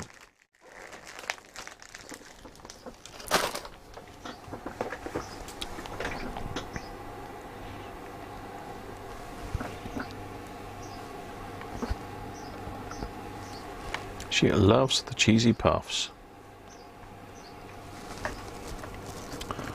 Right, how are we doing on the guessing for the 150 microfarads then?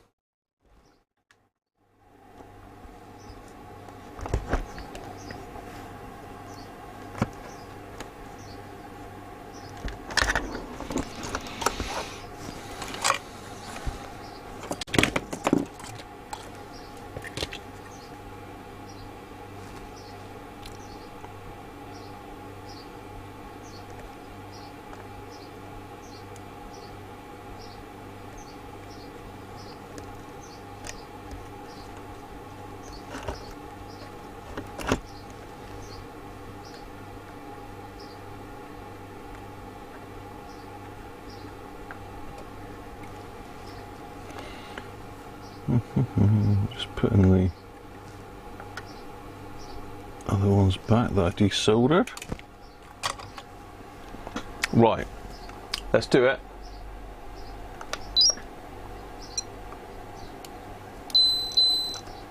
176.9, so nearly 177. We've got G on 188. Well, Theo, 177. Yeah, absolutely, Theo. You're not going to get closer than Theo, surely. 178. No, Theo is definitely closer to 177. Hi, Timothy. How you doing, mate? Bob Anderson, how are you, mate? You want some crisps? How you doing, Bob? Paddy's in. Hi, Paddy. Signing in with Morse again.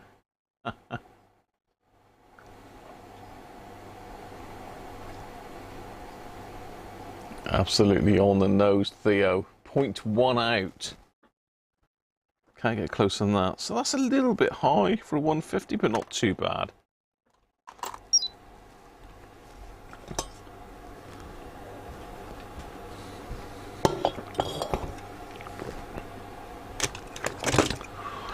Let's snip that one off then.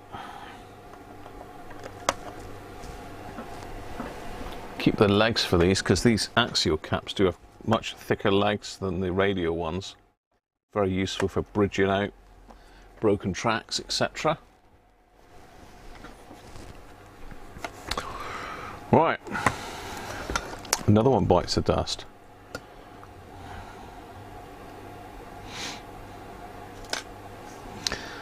So let's see if we can get these out. So I'm going to disconnect the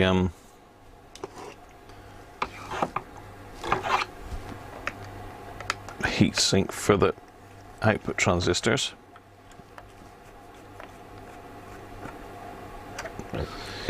Pardon me, unscrew it even. Disconnect, unscrew, same thing, isn't it, really? I definitely think we should send David down an R707 to fix. That'll make it great. It'd be good to see David's take on it and how he goes about it, to be honest. I know it's out of his comfort zone a little bit, the old transistor radios. So I'm just moving those two out of the way, just to gain access to the capacitor in underneath there. Let's see that one. There's actually two in there, so it's much easier with these out of the way. In fact, there's four in there, because there's two in here as well. So there's a lot in this area. These are all in the audio section, pretty much.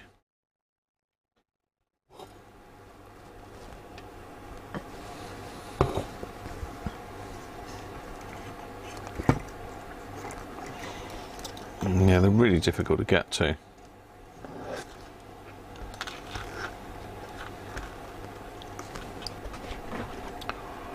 Let me zoom out a bit. Oh, that's better.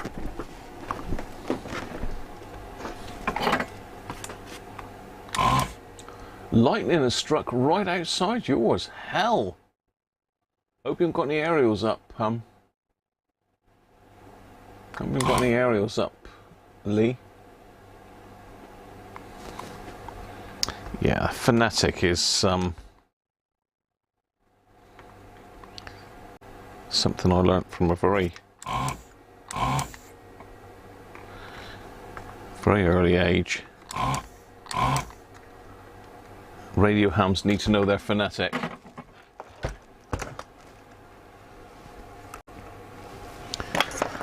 Okay.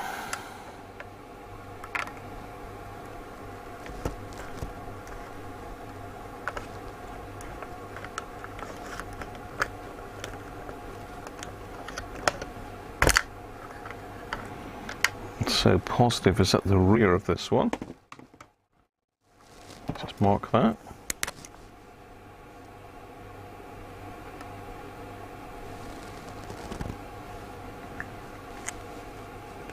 And that one.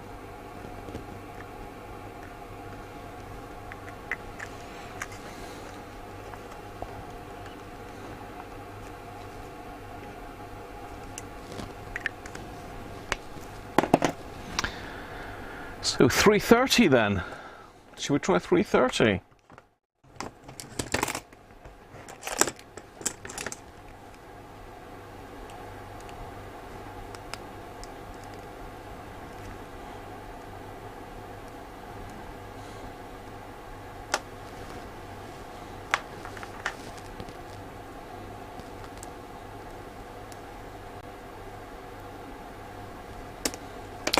330 then.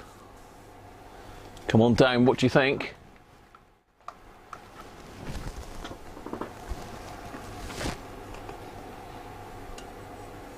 I'm looking good for 70.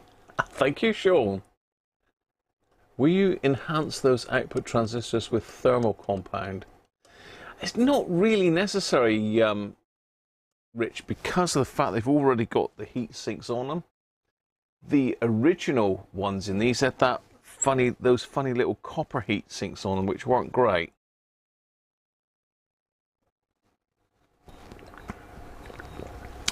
And I think really, unless you're playing this at full whack, it doesn't draw a lot of current. You know, if you're going to play it really loud, then yeah, it might be worth putting a bit of heat sink compound on it, just to dissipate the heat. But yeah, these are pretty good.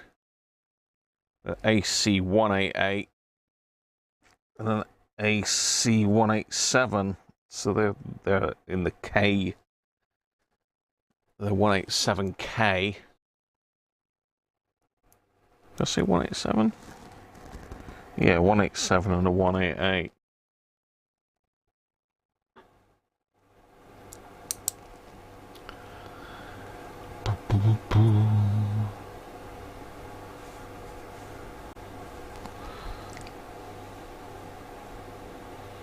$345 zap, Derek. Right, let's hit the button.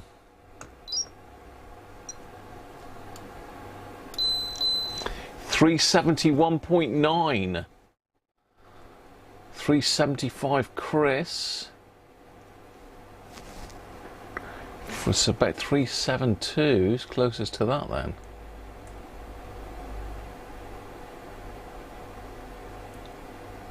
$375 is Chris.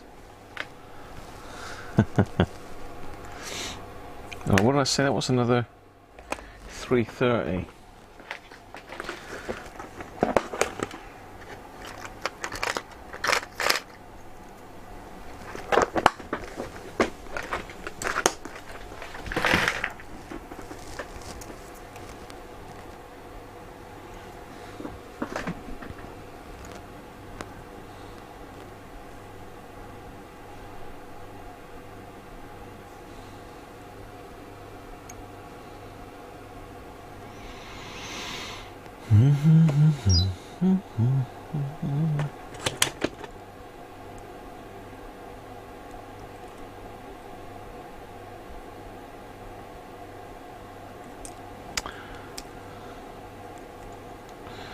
So I'm just going to bend the legs on this one, make it look pretty.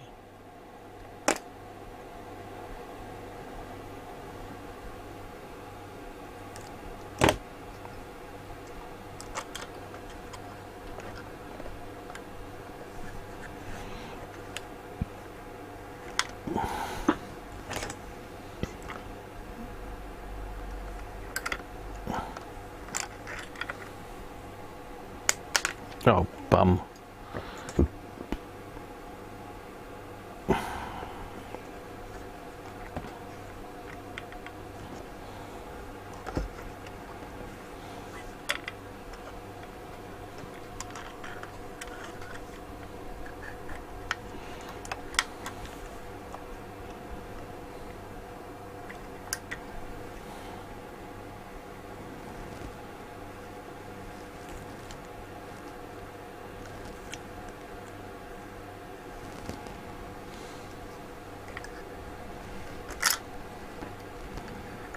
I'm a bit cack-handed here today.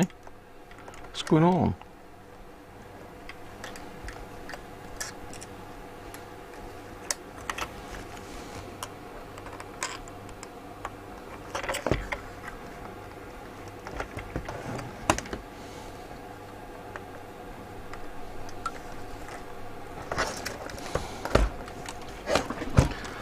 Solder that one in. It's decided to turn itself off my soldering iron. It's been turned on for too long. Money saving, etc.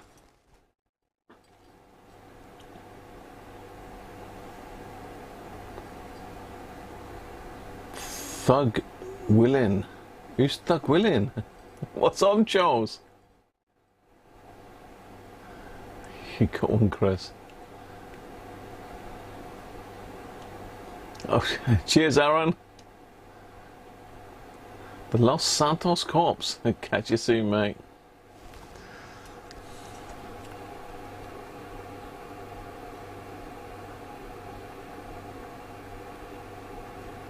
Where's that Rob Cross gone? Has he ate that pizza yet?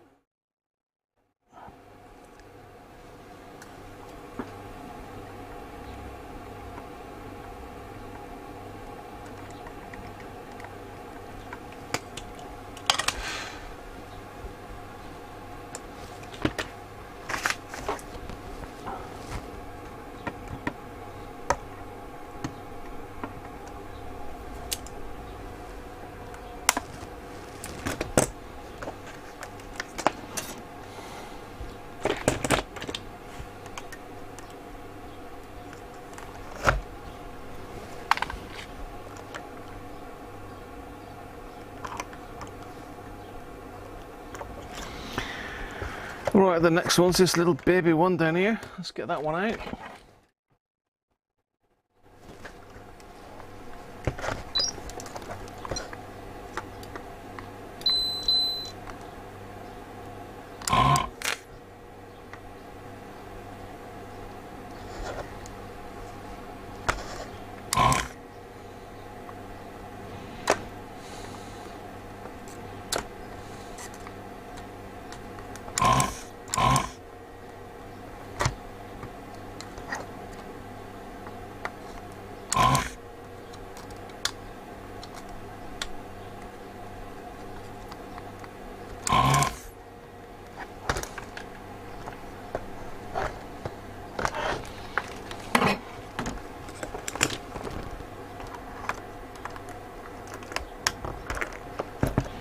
Right, what's that one? That is a 10.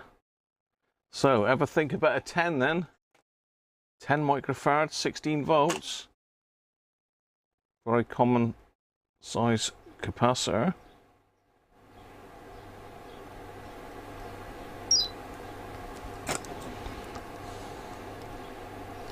Ten at 16. Eyes down.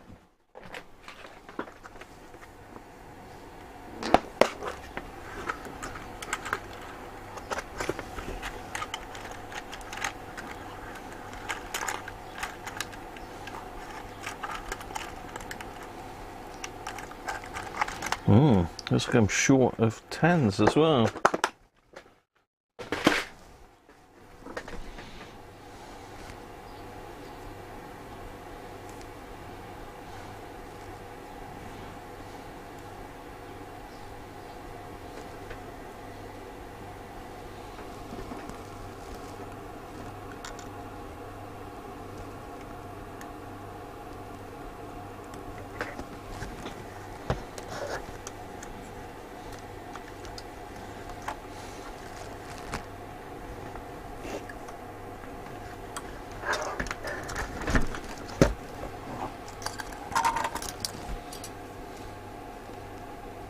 .45. That's a bit exact.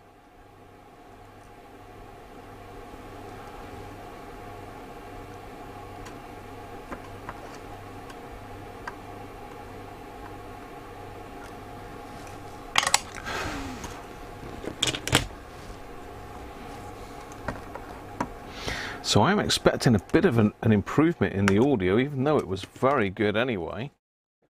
This should make it even better.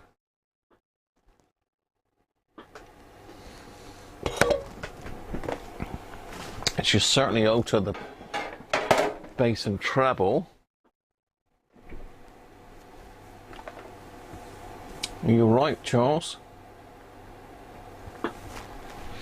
Let's do it then. So our 2.2 is, whoa! Sorry, 10 it was, 14.7. 14.7 and 1.46 ESR. Chris is 15.3 out.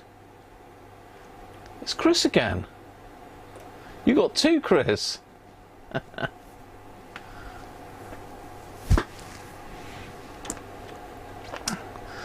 Yeah, a little bit high, but again, not the end of the world.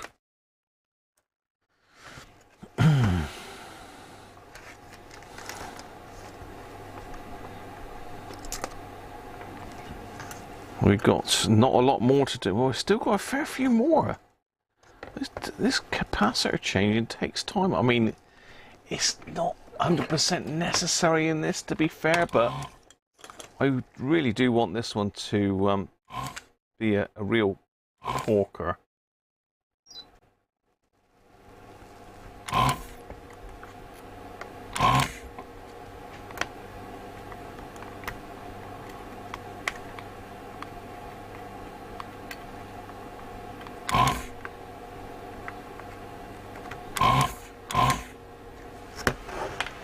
Am I disconnecting the wrong bit? I disconnected a blimmin' resistor there. Haha. Where's that one to then?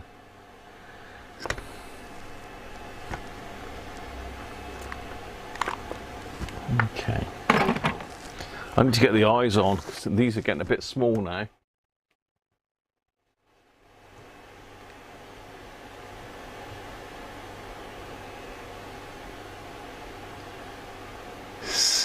Shipping the answers, yeah. You're losing the will to live, Sean. What's the matter with you, boy? What's the matter with you, boy?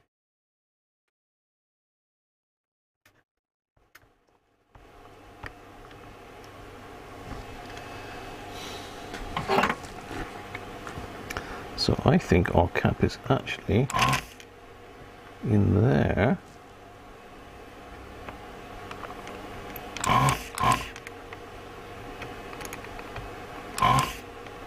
And there, yes it is.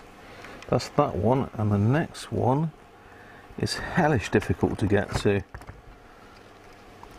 Well, we are going to have time, I reckon, to get this fully recapped, and I don't know what the time is now, but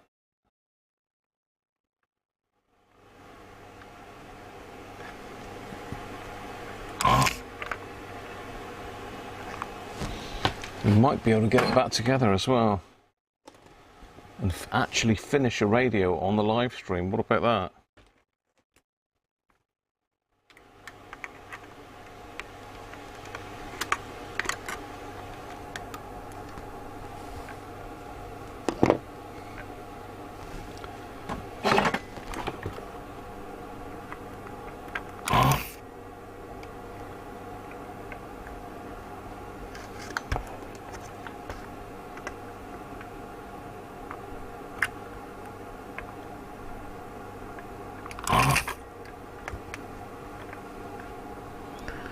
I'm struggling to find where these blimmin' caps are.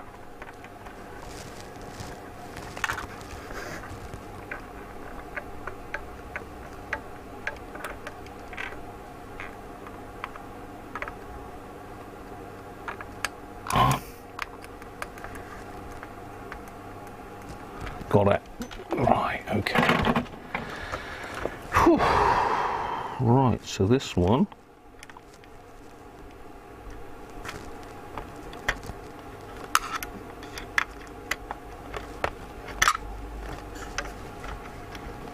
So 2.2 and the negative is to the right.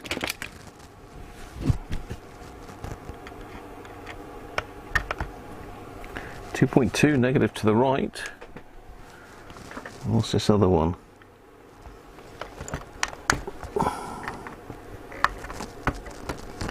Another 2.2 negative to the right. So two 2.2s.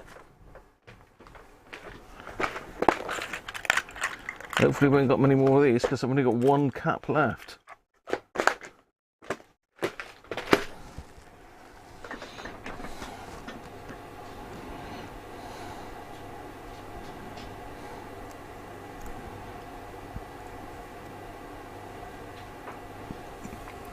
Two 2.2s then. We'll do them together. So your guess is for both, shall we say.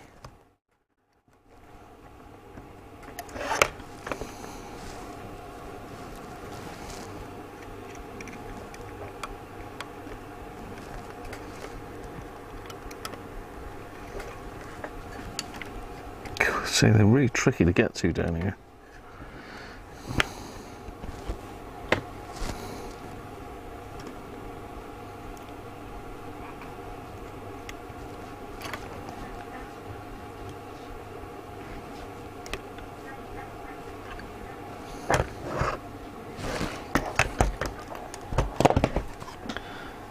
Eyes down then. 2.2s. 2.2.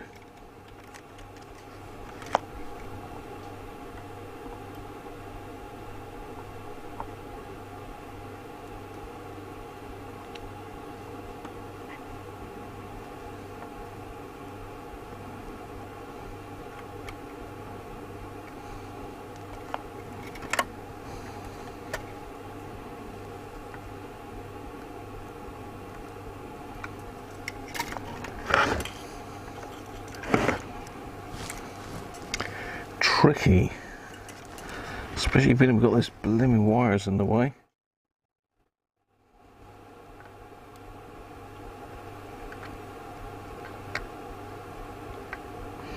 I've just joined a load of components together there now. That's not good.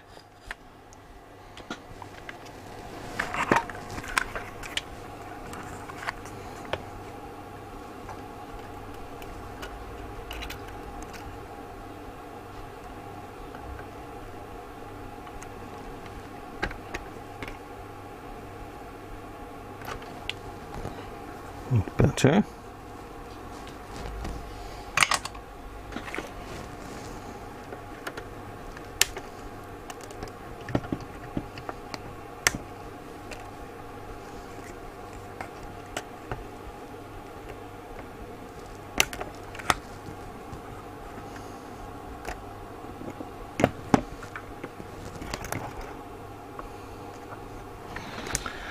Looking good.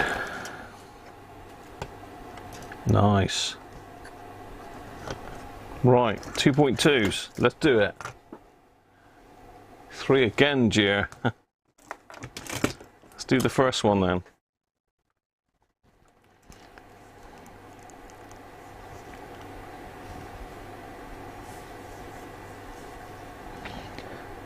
So you get a double chance to win here. The first one then is 2.7. 2.7.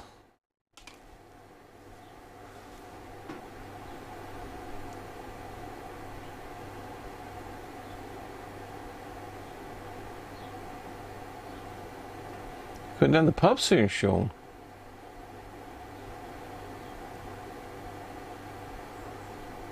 $3.5.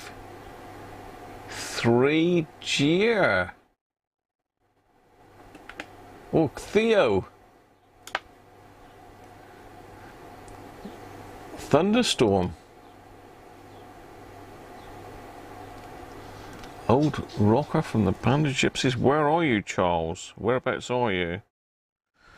So 2.7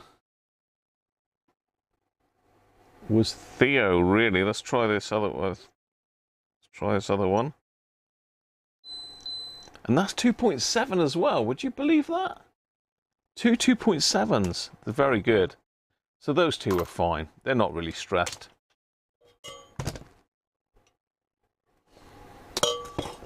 So we're getting closer to completion.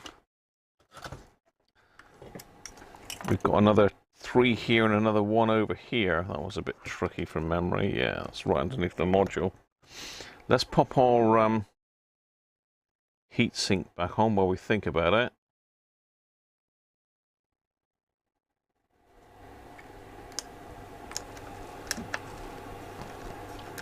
I'd say probably doesn't even need a heatsink this because of that particular type of transistor. But we'll put it on anyway.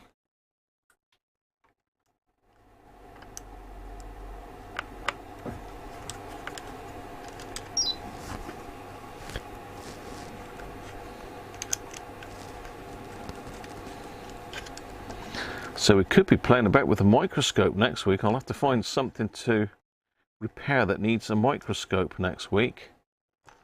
I might dig out, I've got a Sony SW55 in my stash that needs recapping.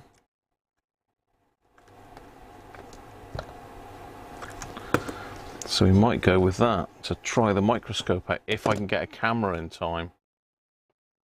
So we shall see. A band of gypsies with Jimi Hendrix band, really? South Jersey. So Jersey Island in the south of Jersey Island. GT Jeff! Hi Jeff, how are you, mate?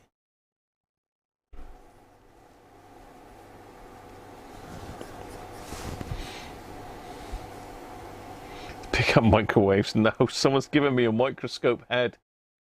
Rich, the secret engineer, has given me a microscope head, Charles, so. The other Jersey. What, like New Jersey, or? I'm not sure. Is there more than one Jersey?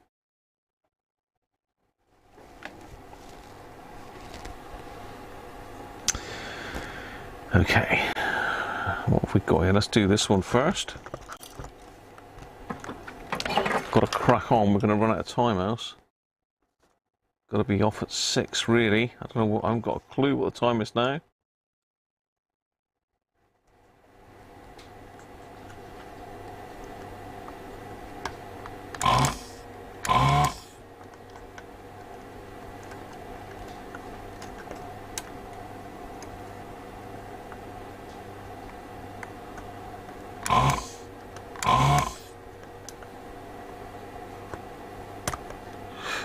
Steady. It's that one.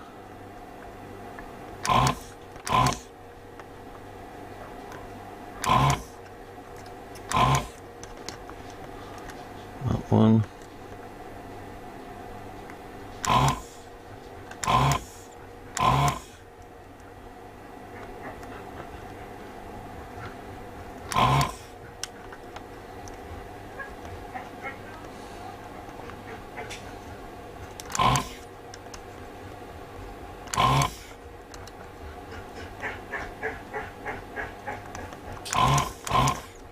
Sounds like Maddie's going out for her daily walk.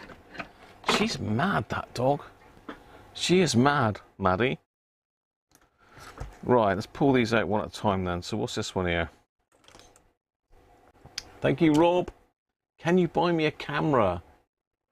This radio available? Oh, is it available, Chris? Oh, I don't know. You do like the best of the best, Chris, don't you? It might be. It might be, Chris. I don't know. I was going to keep this one. But, you know, you can only have so many radios, and I have got another one somewhere. So that was a positive there.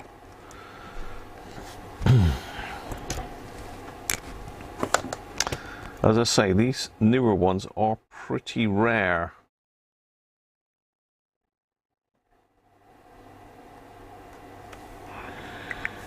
Pretty rare, these. You don't see many of them. Now, what is this?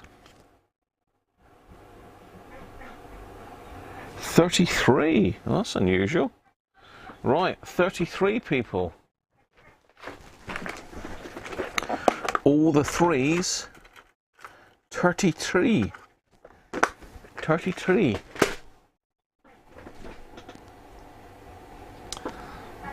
Rob, yes, of course, it'd be great to get this camera and microscope all up and running by next week. I don't know if we can get stuff through quick enough for that, but we'll have a good go.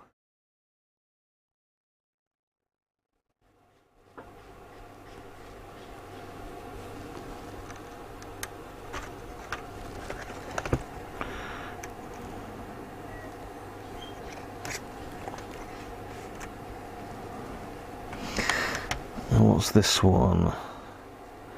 A 10 at 25.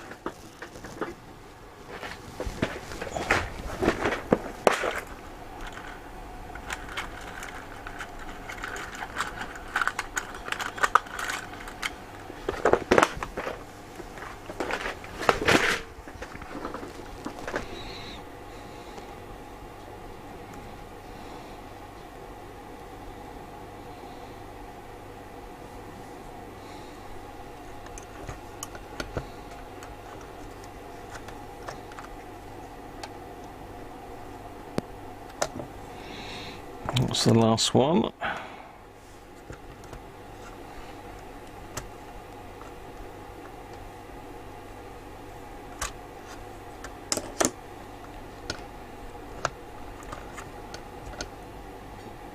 Another 2.2.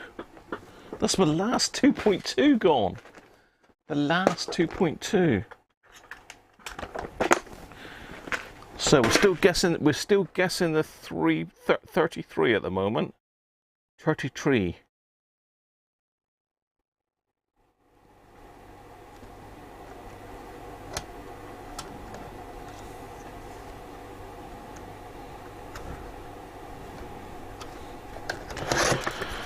Solder these three on, and then we'll do the 33 and the 2.2 and the 10.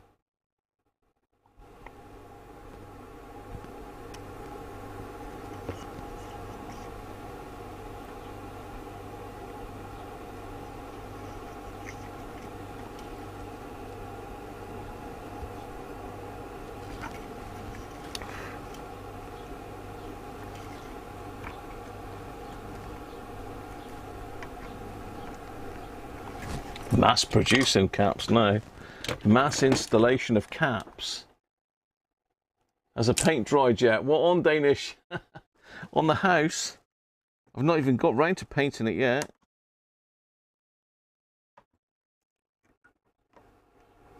I've only put fungicidal treatment on it at the moment. I've got the painting to do. I've got to do loads of prep on it next. Got loads of cracks in the render to fix. Loads of cracks in the render, literally miles of the stuff. Right, 33. Let's do it. Have you all finished on the 33? It's coming on now.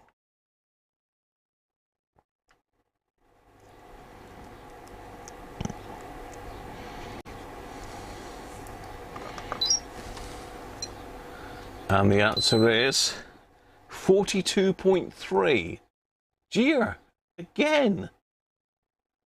42 again. Right, okay. What have we got here? 10 then, next. So 10 next.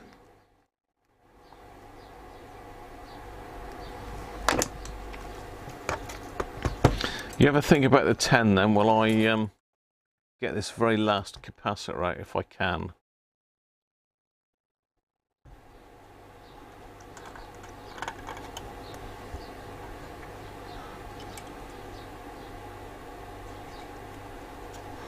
Well, that's strange, I've got a cut off wire there.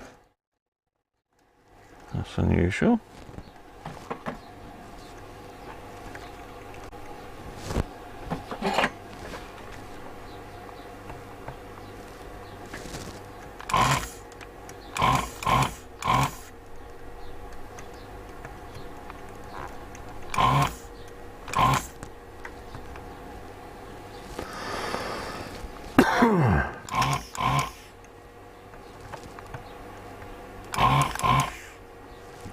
Cool, let's get hot.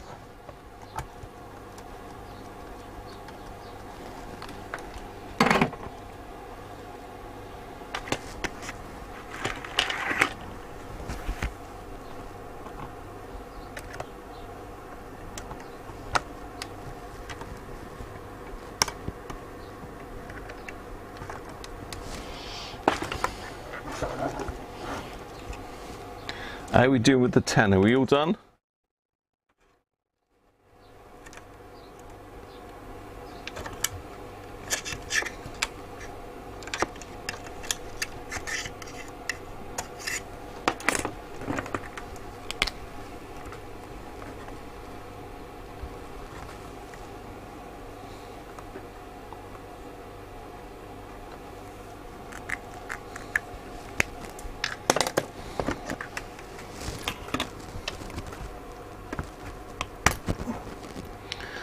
What's this? Another 150.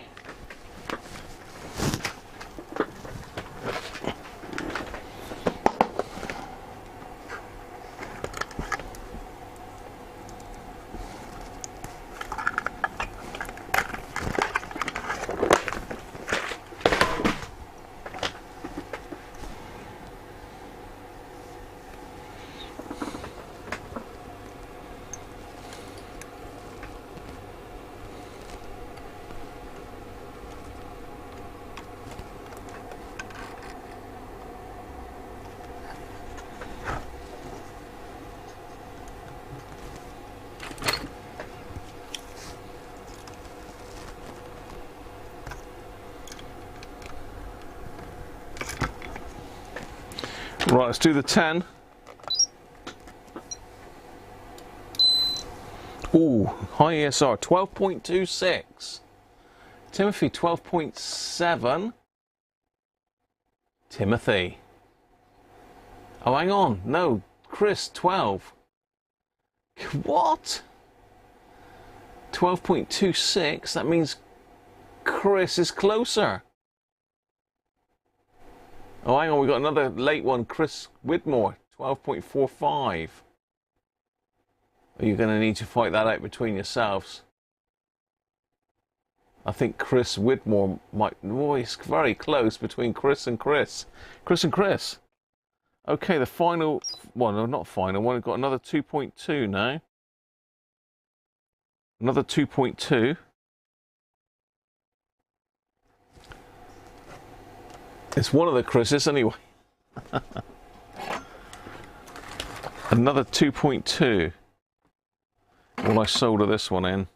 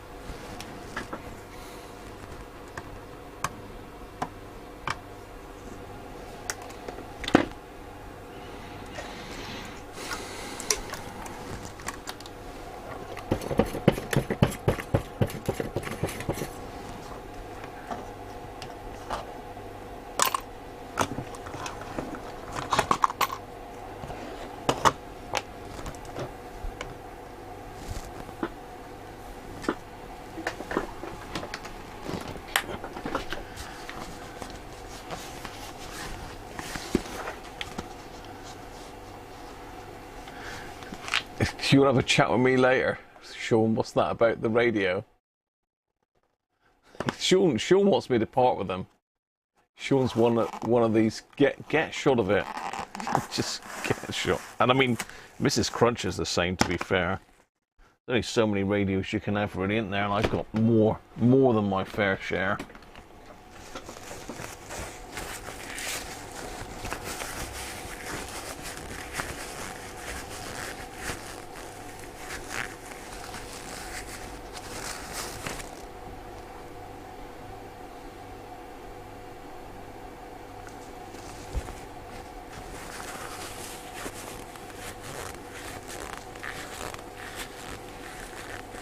What's that, Charles? Your curiosity is going to make you hunt down that radio and buy it so you can remove the new caps he put in and measure them. What radio is that, Charles? This one here.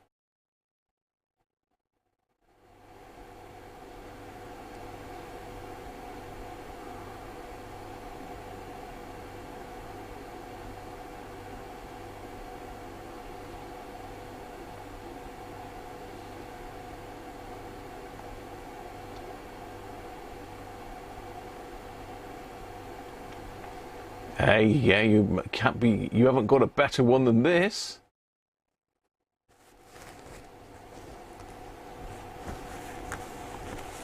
You're not selling to my customers, Sean. It's illegal. Andy B, how are you, mate? Right, let's push a button.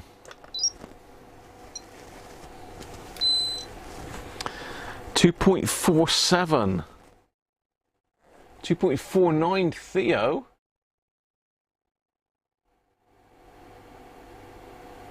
$2.5. It's got to be Theo. Sure, hang on. Yeah, got to be Theo.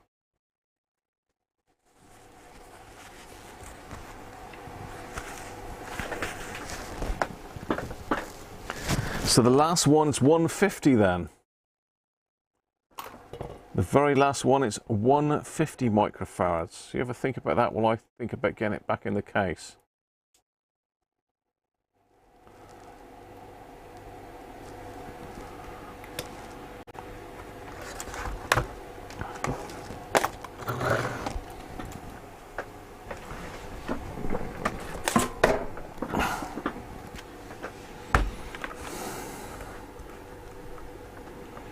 Now let's have a think about this, because I've got to solder the wires back on that first.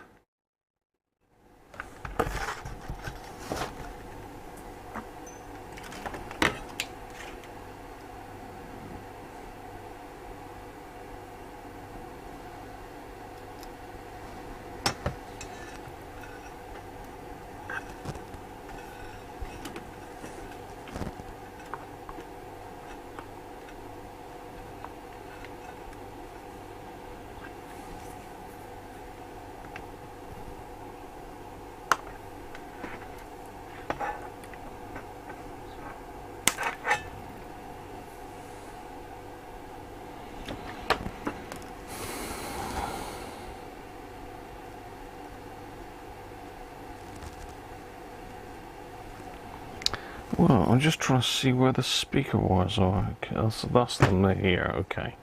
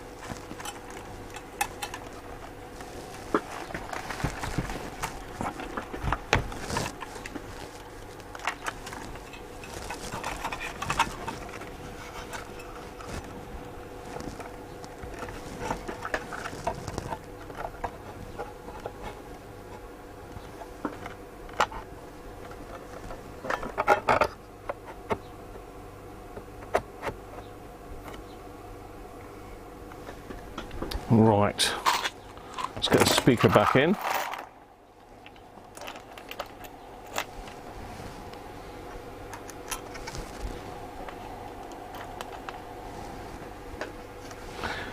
Right, 150 then. We haven't done the 150, have we? Have you all guessed on the 150?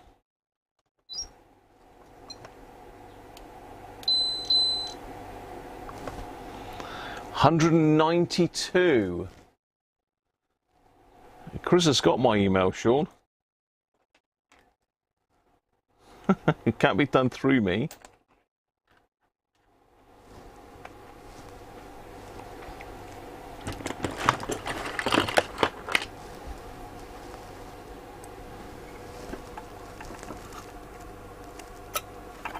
Who was that then? 192.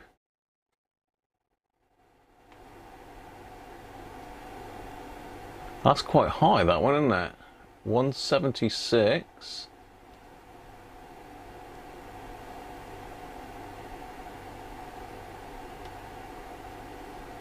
So 176 takes it, which is Gia again. Hell, Gia, have you got inside information here?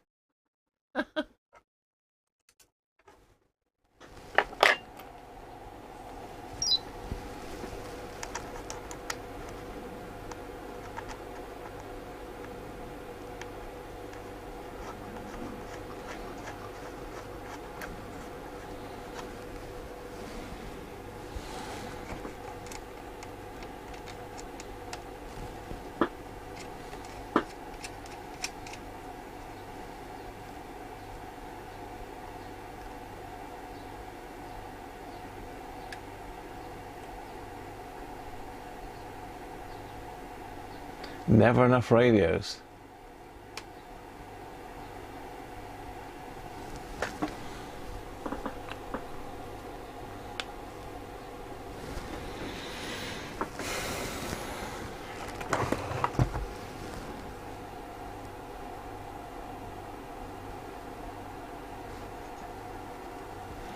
Can I get my fingers in there?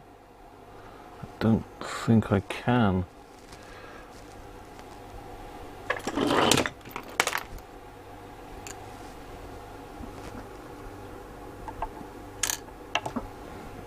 Damn. Yeah, these are a bit of a pain to get these.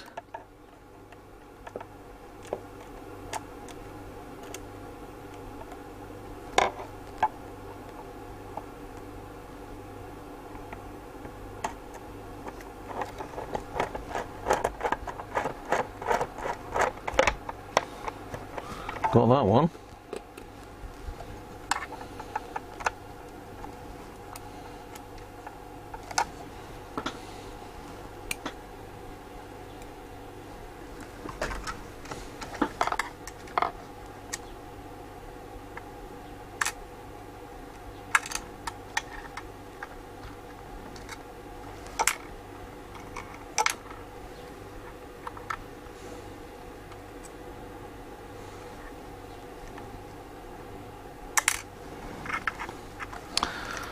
So, what a pain this is.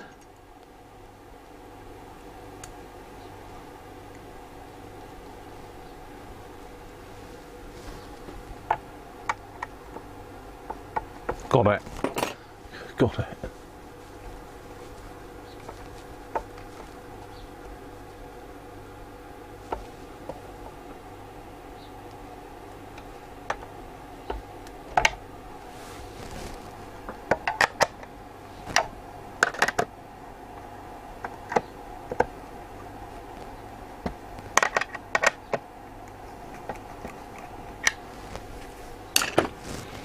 Right, we need to screw the power supply bit on.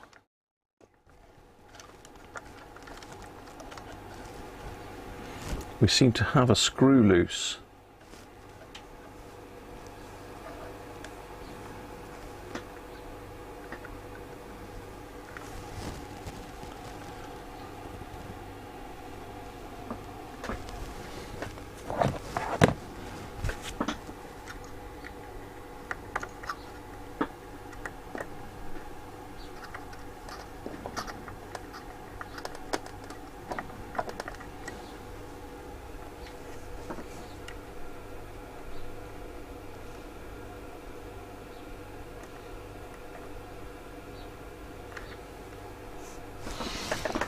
Seem to have a screw loose. Now, where's that gone to? Is it on the graveyard we call the floor?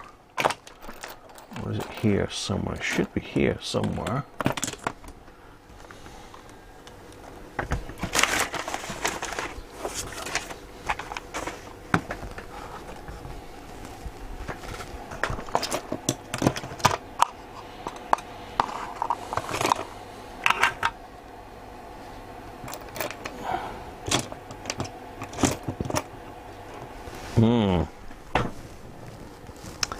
I think it's gone on the floor.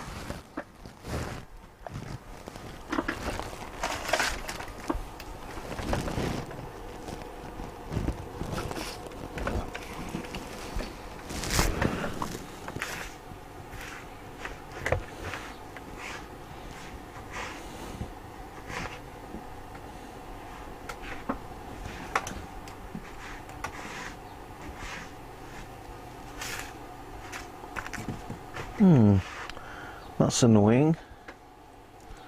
One screw loose.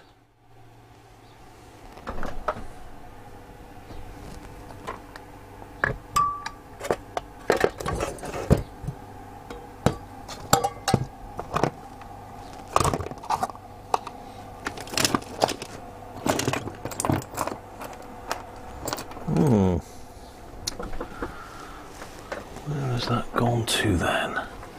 It's got to be here, close. I want that screw.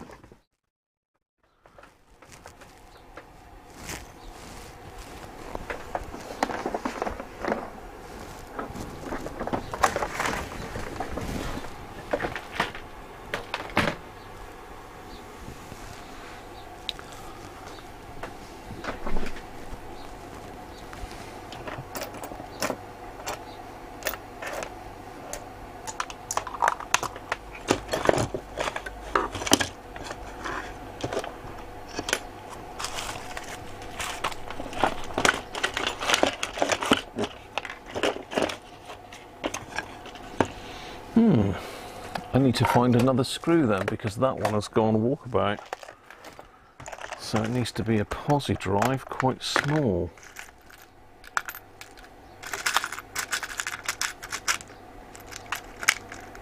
Oh, that one would have done, but it's a diamond shape, no, a triangular drive.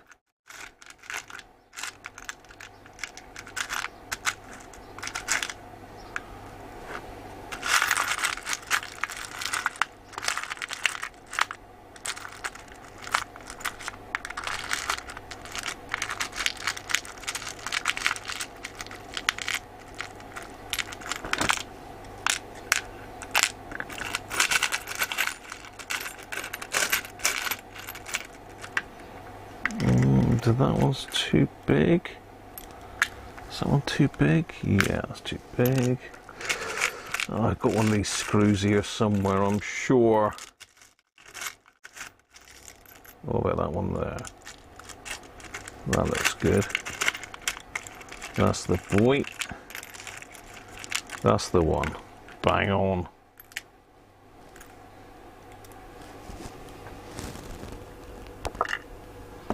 Trouble is, it's stainless steel and it won't stick to the screwdriver.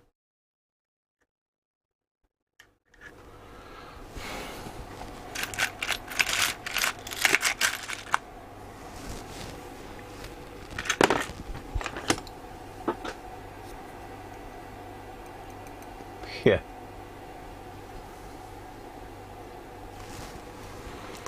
Yeah, I don't know what's happened to that. I've got to be careful because I don't want to screw that screw too far in if it isn't the right size, because it will literally come out the other side of the wood, which we definitely don't want.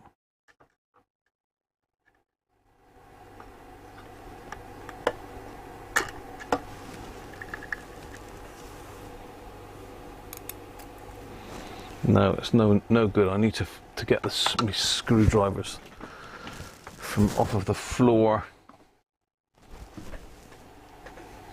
Hey, you're going to offer a good example of my radio, Sean, were you? I assume that you're contacting Chris in order to hook him up with me, but we're already hooked up, Sean. Chris is my top customer. And he's asked about buying this radio. I assume that's what you mean. That you're hooking Chris up with this radio.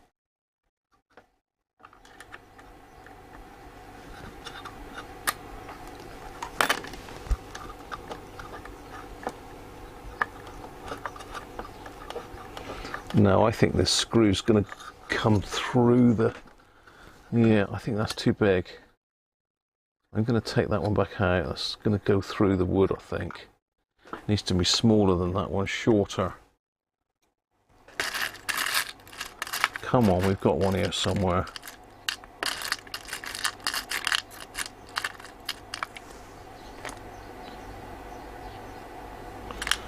No.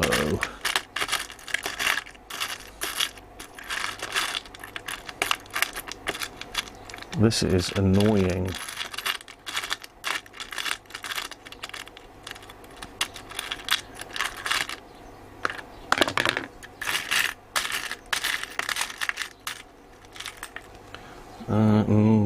No.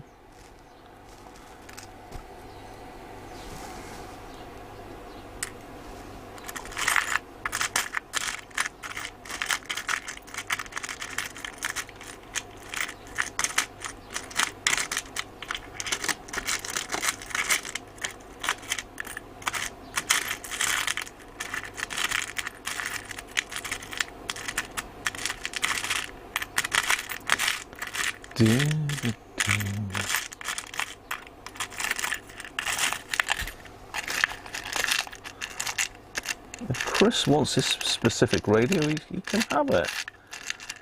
I say that about all of my things, really. It's all up for sale if the price is right. I say I can't keep hold of them all, is what I said. I can't keep hold of them all, so they've got to go. As I say, this is a particularly rare radio. It is one of the last off the production line, and you don't see them very often.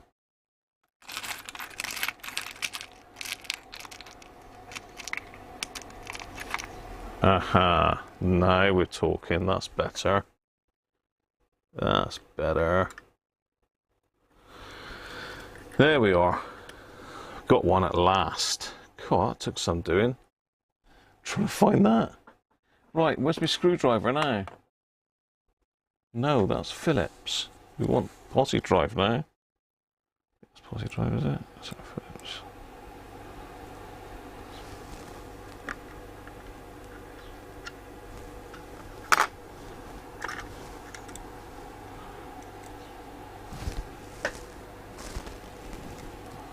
I don't know what the hell I've done with my posi drive screwdriver now.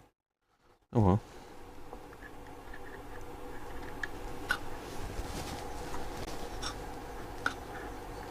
There we are.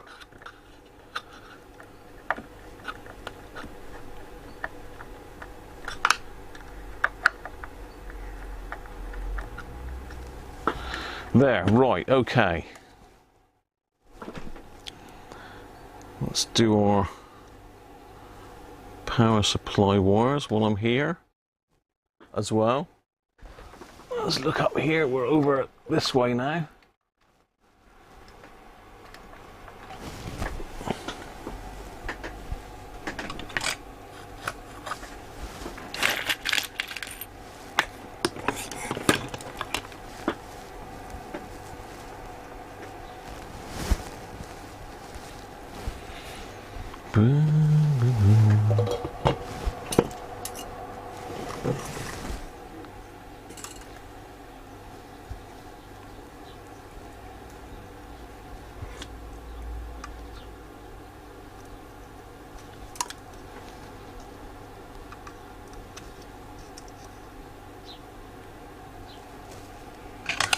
That's the positive.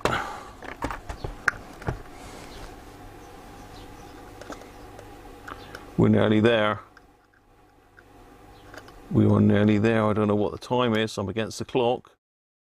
Can I get it done in time?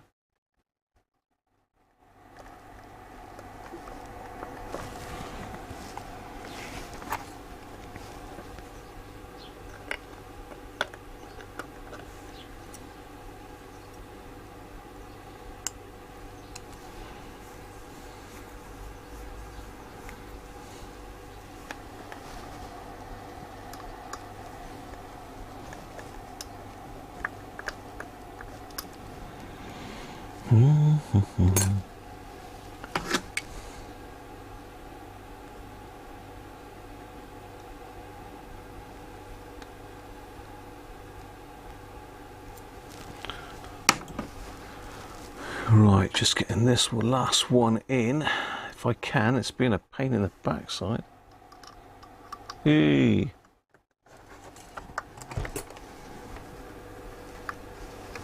Right.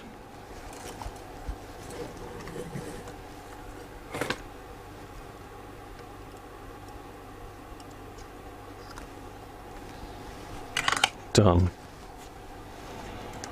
Okay.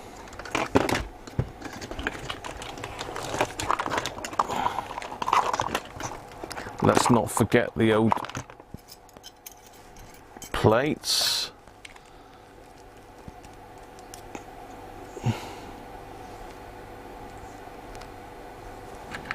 Oops, that way.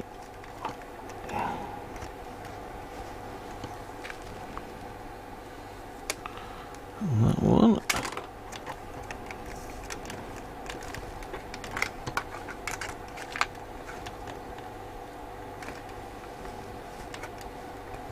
Line it up. No.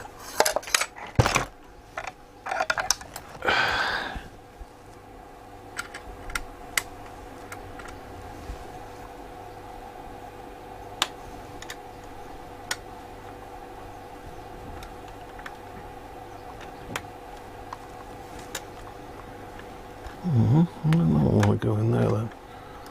What's going on with that one?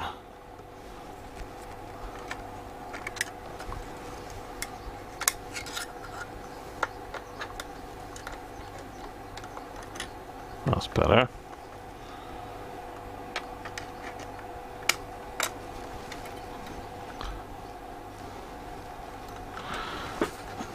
Right.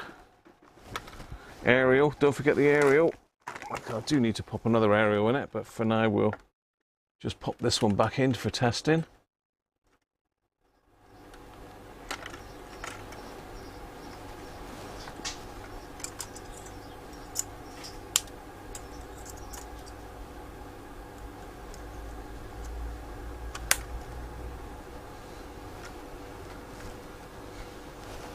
She's going back in. You can't see. You can't see because I got the camera angle wrong. Hang on. Hang on. There we are. There we are.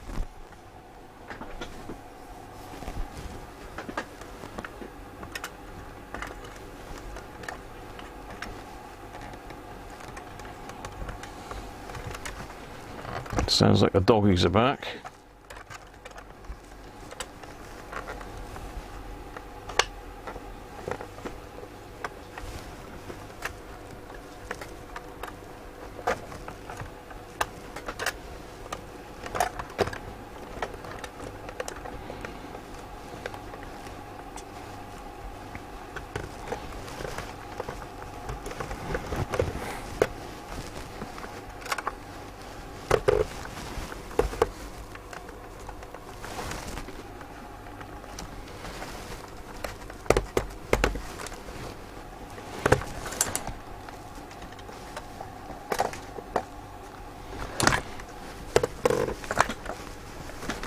Why won't that go back down then? What's stopping that?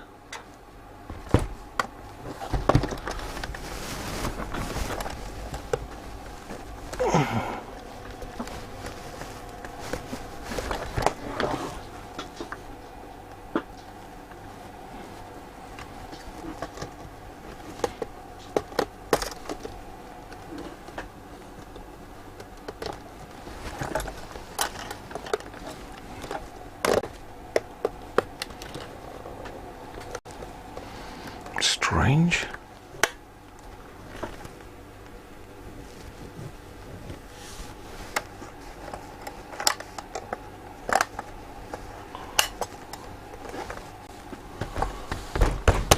Oh, there we are. Just need a bit of brute force and ignorance. Sorted. Right.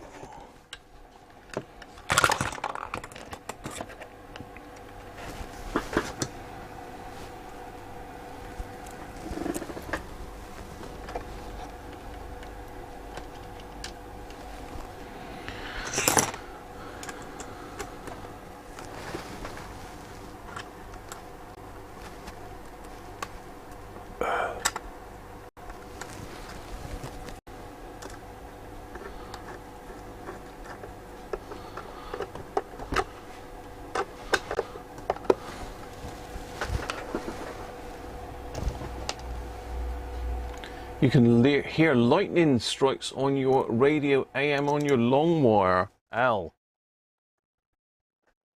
You should take it in then, Rob, if it's lightning there, mate. You'll be zapping your radio else. Thank you, Rob. Roberto Rodriguez. You're in Russia. Welcome from Russia, Roberto. 1819.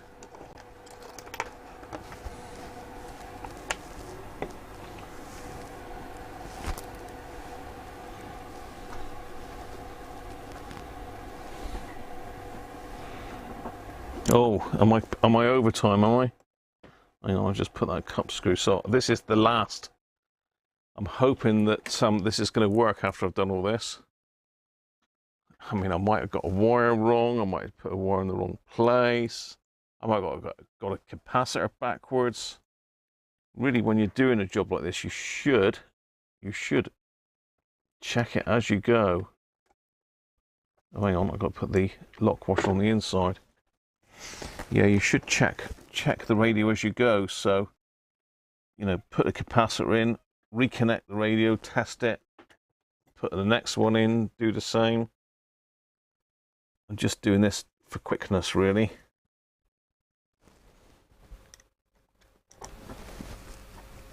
So I'm fairly confident with one of these that I can sort out any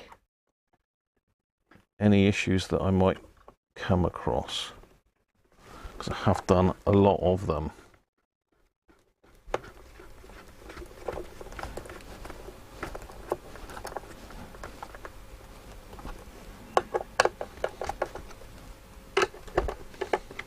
Right, it's back together. Yes. We think this is going to be mid-70s, mid to late 70s, Roberto.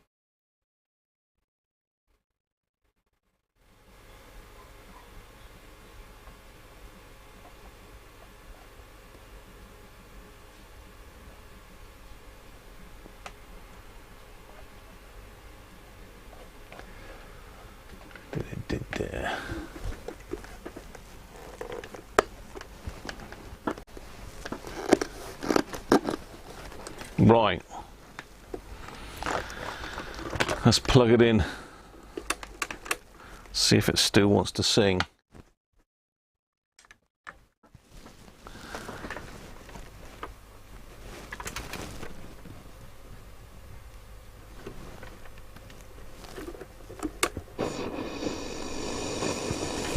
Yes.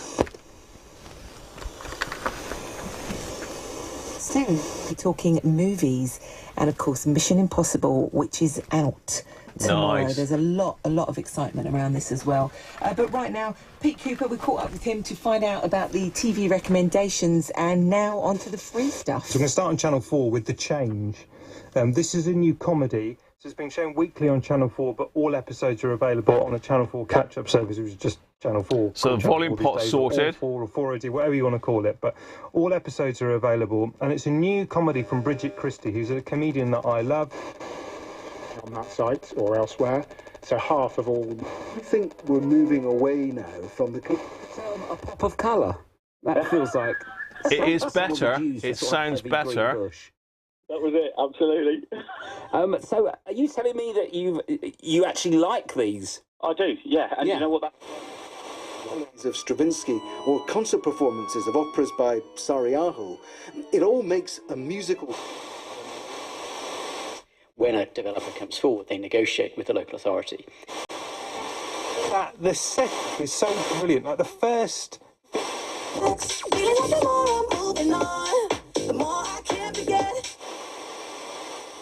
So the bass is much better now. It's actually handling the bass. Before it was going all floppy and horrible.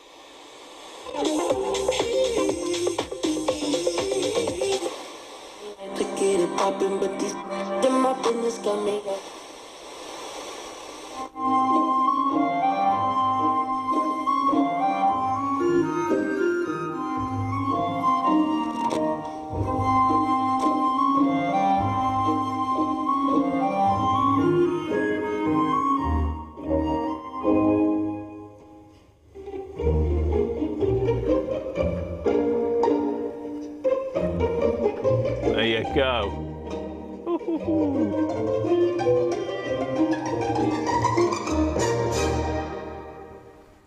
This is Classic FM.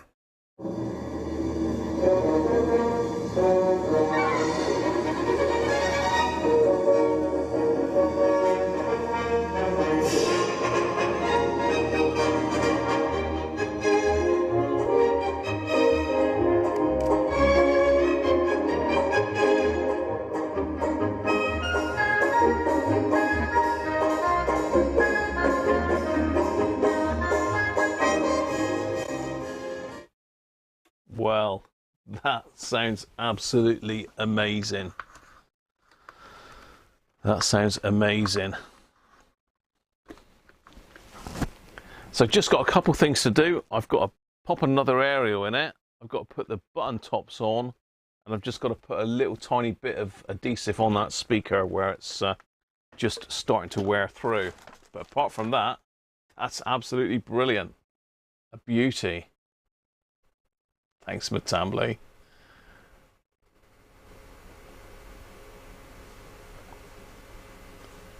Borrow the man cave mallet, yeah.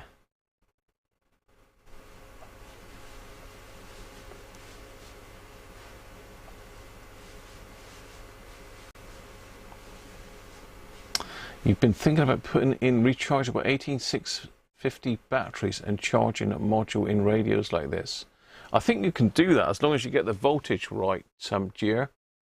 And make sure you got a fuse in there as well, because the 18650s will give a fair old whack if something goes wrong.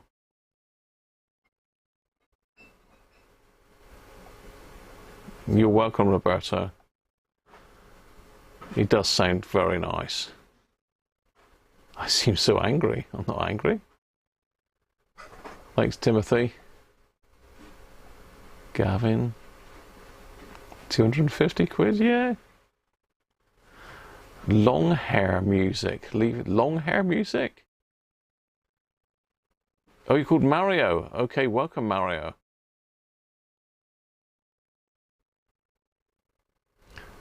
The radio, a pizza, and your dog.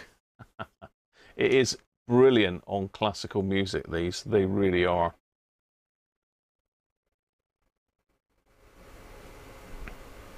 Sumo Basho from Nagoya.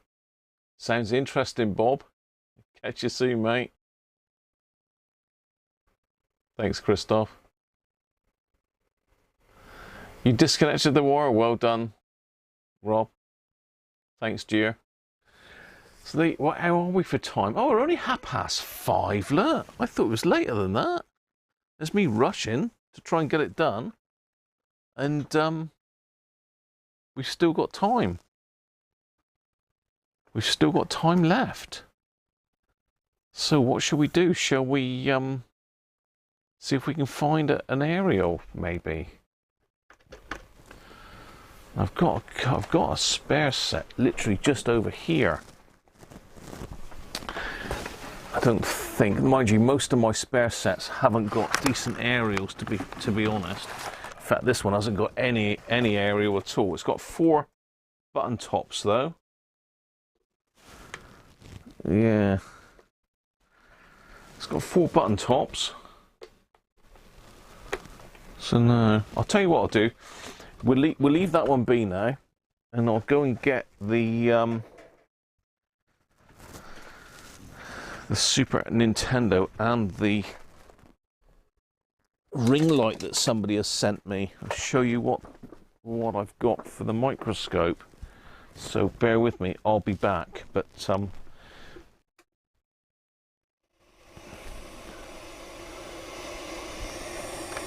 Summer with Waitrose's barbecue offer. Waitrose, food to feel good about. Does sound very nice. Right.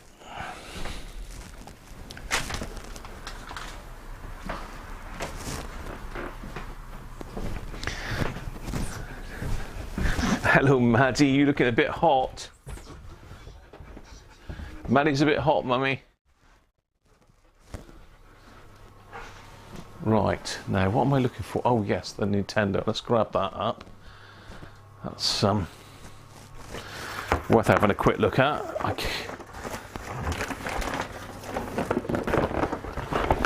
Let's say the problem with the Nintendo at the moment is I've got nothing really to hook it up to.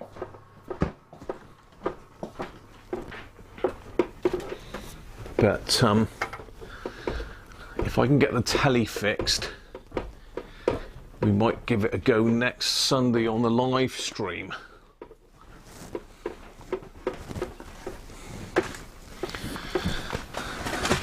Oh, me dragging all my cassettes off onto the floor.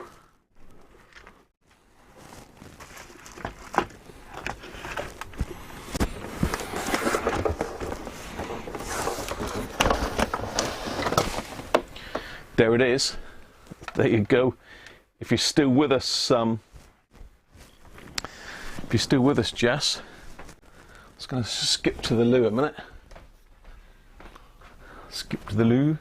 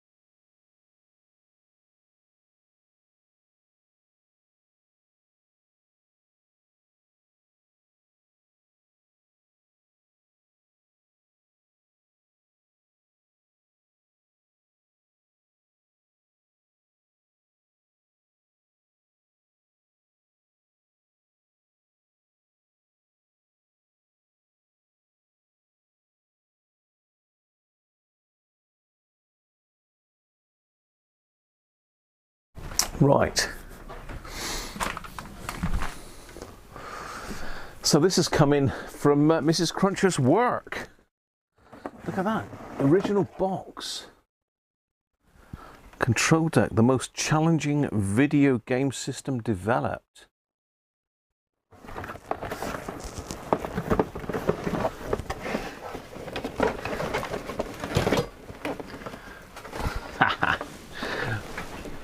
Good stuff.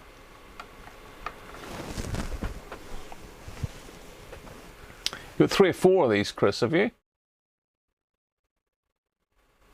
It's not a Super Nintendo, it's a Nintendo Entertainment System. Did I say Super Nintendo, did I?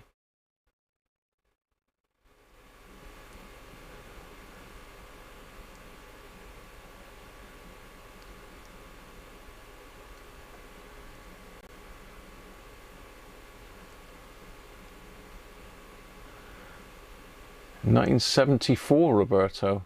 Sorry, not Roberto, was it? It was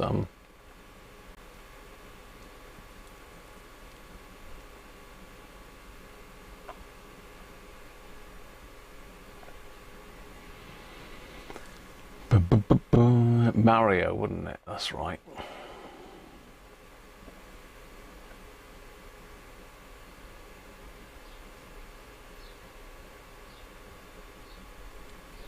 John Rowe, hi John. First time viewer. Hello, my main camera's frozen for some reason. Might have overheated or something. Oh, I'm back, I'm back. That's bizarre, my camera froze. Unusual.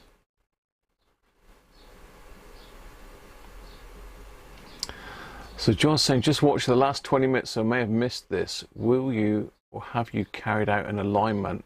No need to mess with the alignment on these, John. The IF is very, very finicky. It's in a module, and if you mess with it, you'll totally screw the radio up. So unless there's a problem with it, do not touch the alignment. What I will do is I'll do the quiescent current. I do need a FLIR camera. That'll be very nice.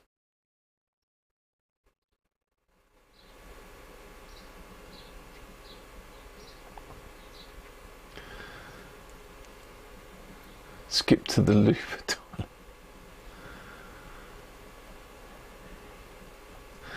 So it's come with all of the bits and pieces with it. I mean, literally everything is here. All the cables. I got 2 controllers.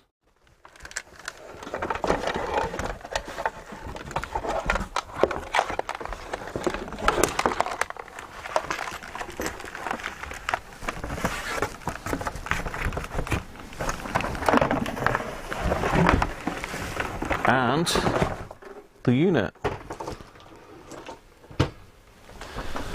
So let's get down a bit closer. Here we go.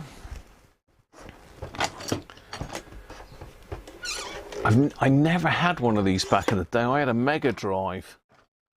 I never went down the Nintendo route. I was really into Commodore to start with, and then Sega. Well, Mega Drive, basically. So this front flops up. Now I've got one game, which is the legendary Pac-Man. Oh dear. 1985, look on the back. 1985. Oh yes, how are you? And that just like slots in there, or wrong way round.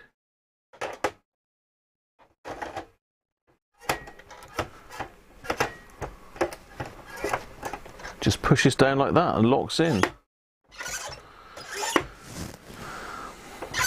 Let's get it out. You just push it and it pops back out again. Now, what I did plug it in yesterday, and what's happening is this red light comes on, but it flashes. And usually that's, I've done a bit of research, and that's usually an issue with the cartridge slot on the back. So really this needs to come out and get the cartridge slot out, stick it in the ultrasonic, give it a clean, and then just check over all the pins, maybe with the microscope. So this is your sort of thing, Christoph, is it? It hasn't really yellowed at all. Well, it has a little bit, not much though. Just on the front. The back is nice and grey still. The front is slightly yellowed.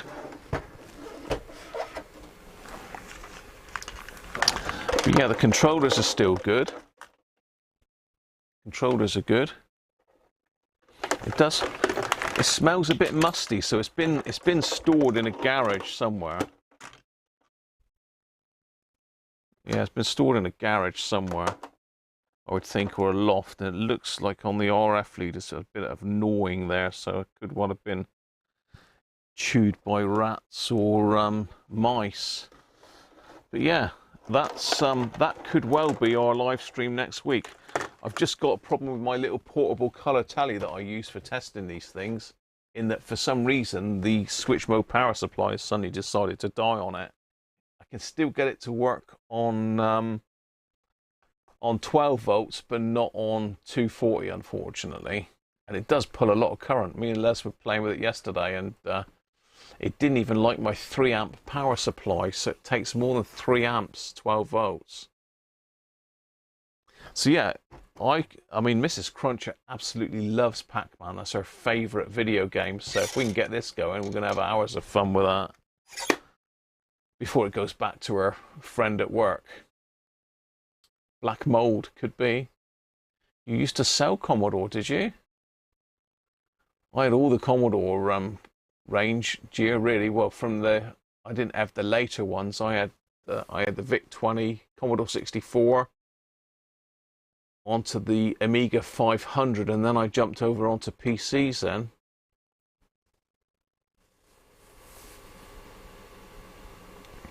Almost orange. A twofer. A twofer? So yeah, that's going to be interesting to have a look at next week. I know it's not my normal sort of thing, and people like to see radios, but it's nice to have something a bit different from time to time to have a play with. And I've got a fetish for vintage gaming, so I'm going to enjoy having a play with that. If I can get it running, I can probably put it up on the computer screen, because I've got one of those weird and wonderful upscalers. So the other thing that arrived was this. Now this arrived in the post yesterday, and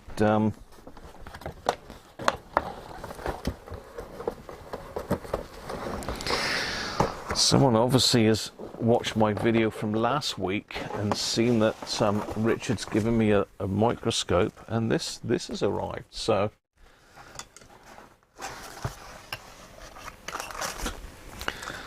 it's an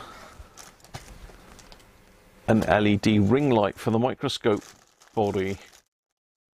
It's the one with a British plug as well. I was looking at these on eBay, and a lot of them had the 2-pin plugs, but this has got 3-pin.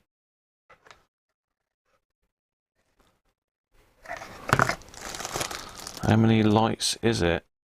It doesn't say. Anybody want to count those a minute? Anybody want a quick count up? I don't know if it says on the ticket. 144. Now all I got was this, a gift from T. So who is T? Who is T? I've still got my Commodore 64 hooked up, Chris, downstairs. And the Amiga. So T, whoever you are, thank you very much. It could be Tony. Could be Tom.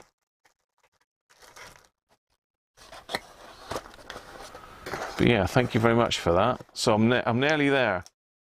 As I say, Rich has very kindly bought me a stand. So I just need a Barlow lens and a camera, then I'm in business.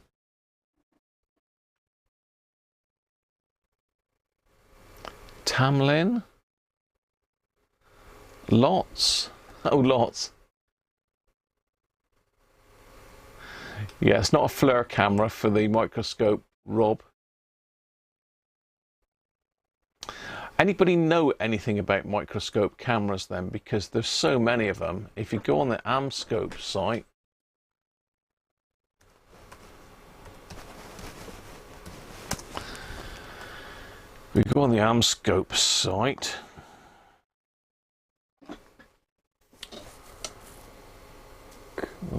compound stereo microscopes, parts and accessories, digital microscopes and cameras, stereo microscopes. You think it would be in here, wouldn't it, in the parts and accessories?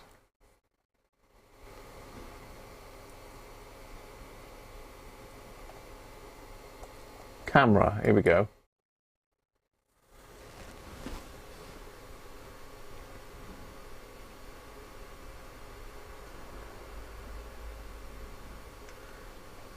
That seems expensive. 447.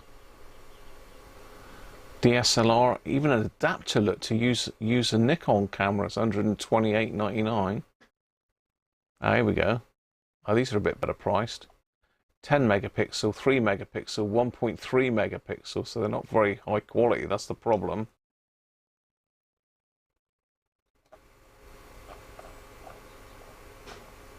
$14 megapixel. I'm sure on eBay, etc., you can buy 1080p cameras. I mean, I don't even know if that's 1080p, is it?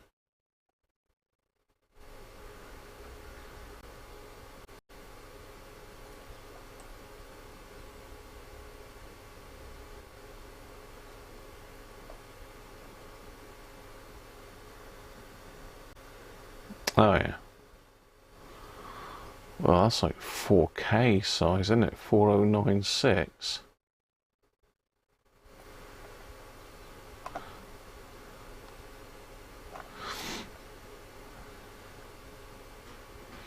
I know there's lots of issues with cameras and that, setting up cameras for these things. I know Wayne had lots of problems trying to set his up. I might have to have a chat with Wayne and see what he recommends. But yeah, probably eBay is the best bet for but then it's going to come from China, isn't it? Which is going to take an age. What if Amazon got microscope cameras?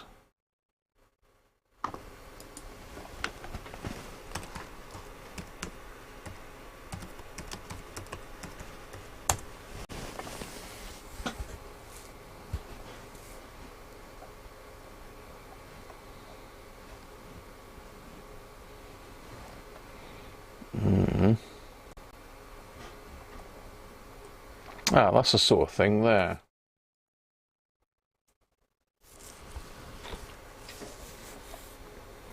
CMOT lens industrial video microscope, 4K, USB 2, so that's probably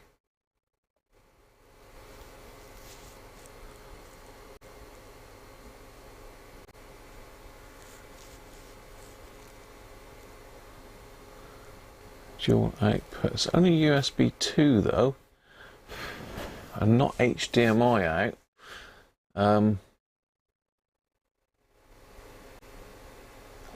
Oh, it's got HDMI.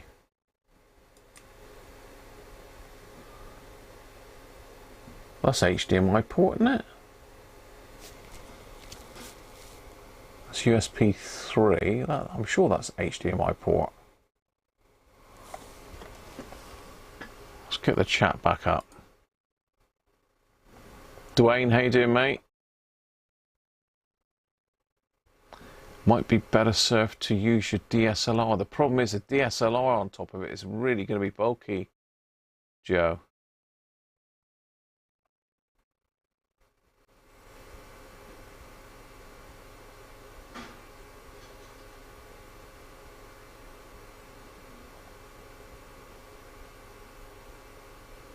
Mr. T, yeah.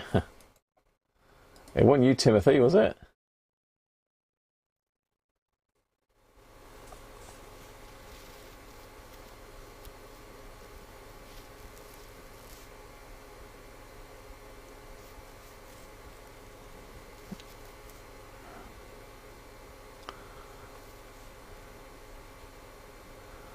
You'd use the HDMI for pixels though. Thought that said HDMI. FT card? That isn't the old one.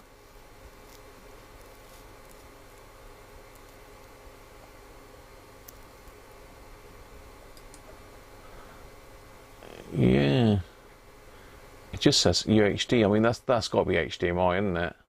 TF card. Mic infrared, 12-volt supply.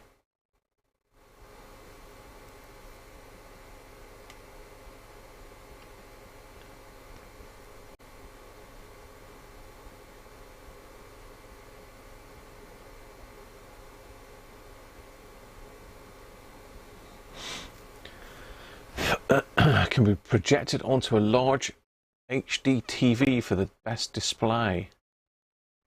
You should be able to get it onto the computer screen for you. That's the idea. I mean, I can use either of those to get it onto the computer screen. Probably saying that, if I'm not using the overhead camera, I can use this and pinch the HDMI from the overhead camera. So yeah, that's the sort of thing that I'm looking at anyway, something like that. But say that's 207 quid, that one. What other ones was there on there?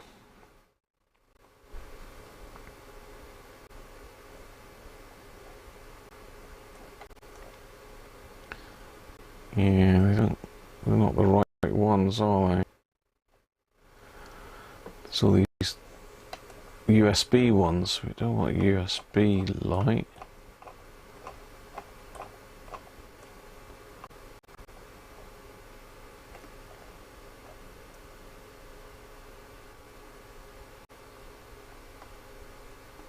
Stereo microscopes.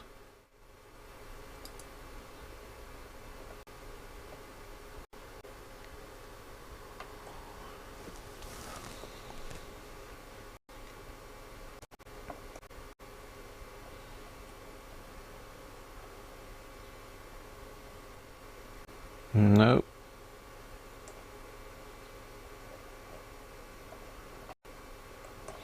No, okay.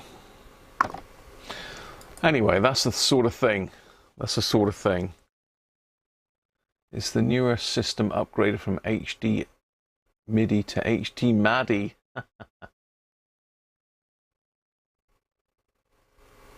I do have an HDMI interface on my setup, yes, which is what's connected to the overhead camera at the moment. That's 4K.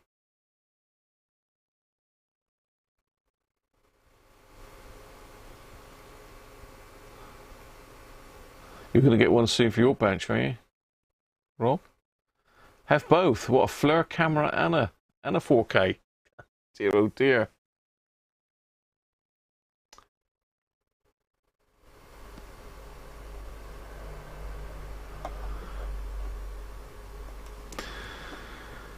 Well, people, there we are. So we've had a play with the Roberts R707 again today. Thanks to Sean and Rob for suggesting that. And next week we might have a go at the Nintendo, if I can get a TV working. Saying that, I don't need a TV, to be fair. I can stick it straight into here. I've got an upscaler. I've also got some video and audio into my capture card, so I can probably hook it up anyway. There are plenty of cameras on Amazon, but you need to search differently. Yeah, I suspect that's the case, Anthony.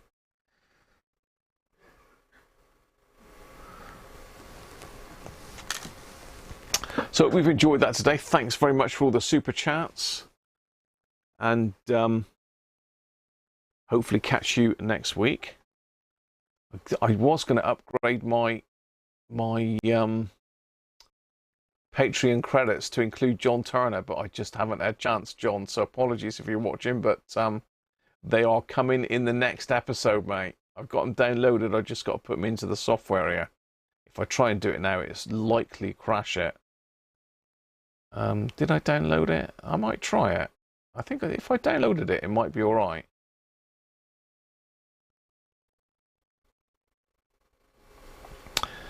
If I downloaded it, it might be okay.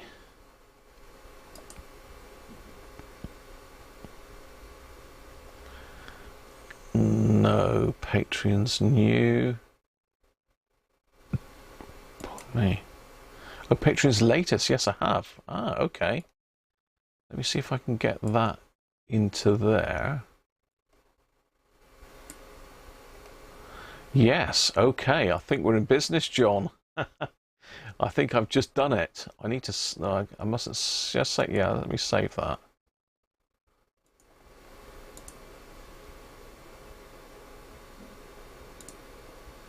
Right, I think we're good. Right, okay. That's all for now, folks. Catch you again next week, and I will be on Patreon this week doing a few bits and pieces. So I've got Chris's radio to do. I've got to put the power supply plug into that one, try and sort an aerial out for it, and now he wants me to look at an auxiliary. I'm not sure about the auxiliary, Chris, but we'll have a look. So catch you all soon. Have a good one. Bye for now.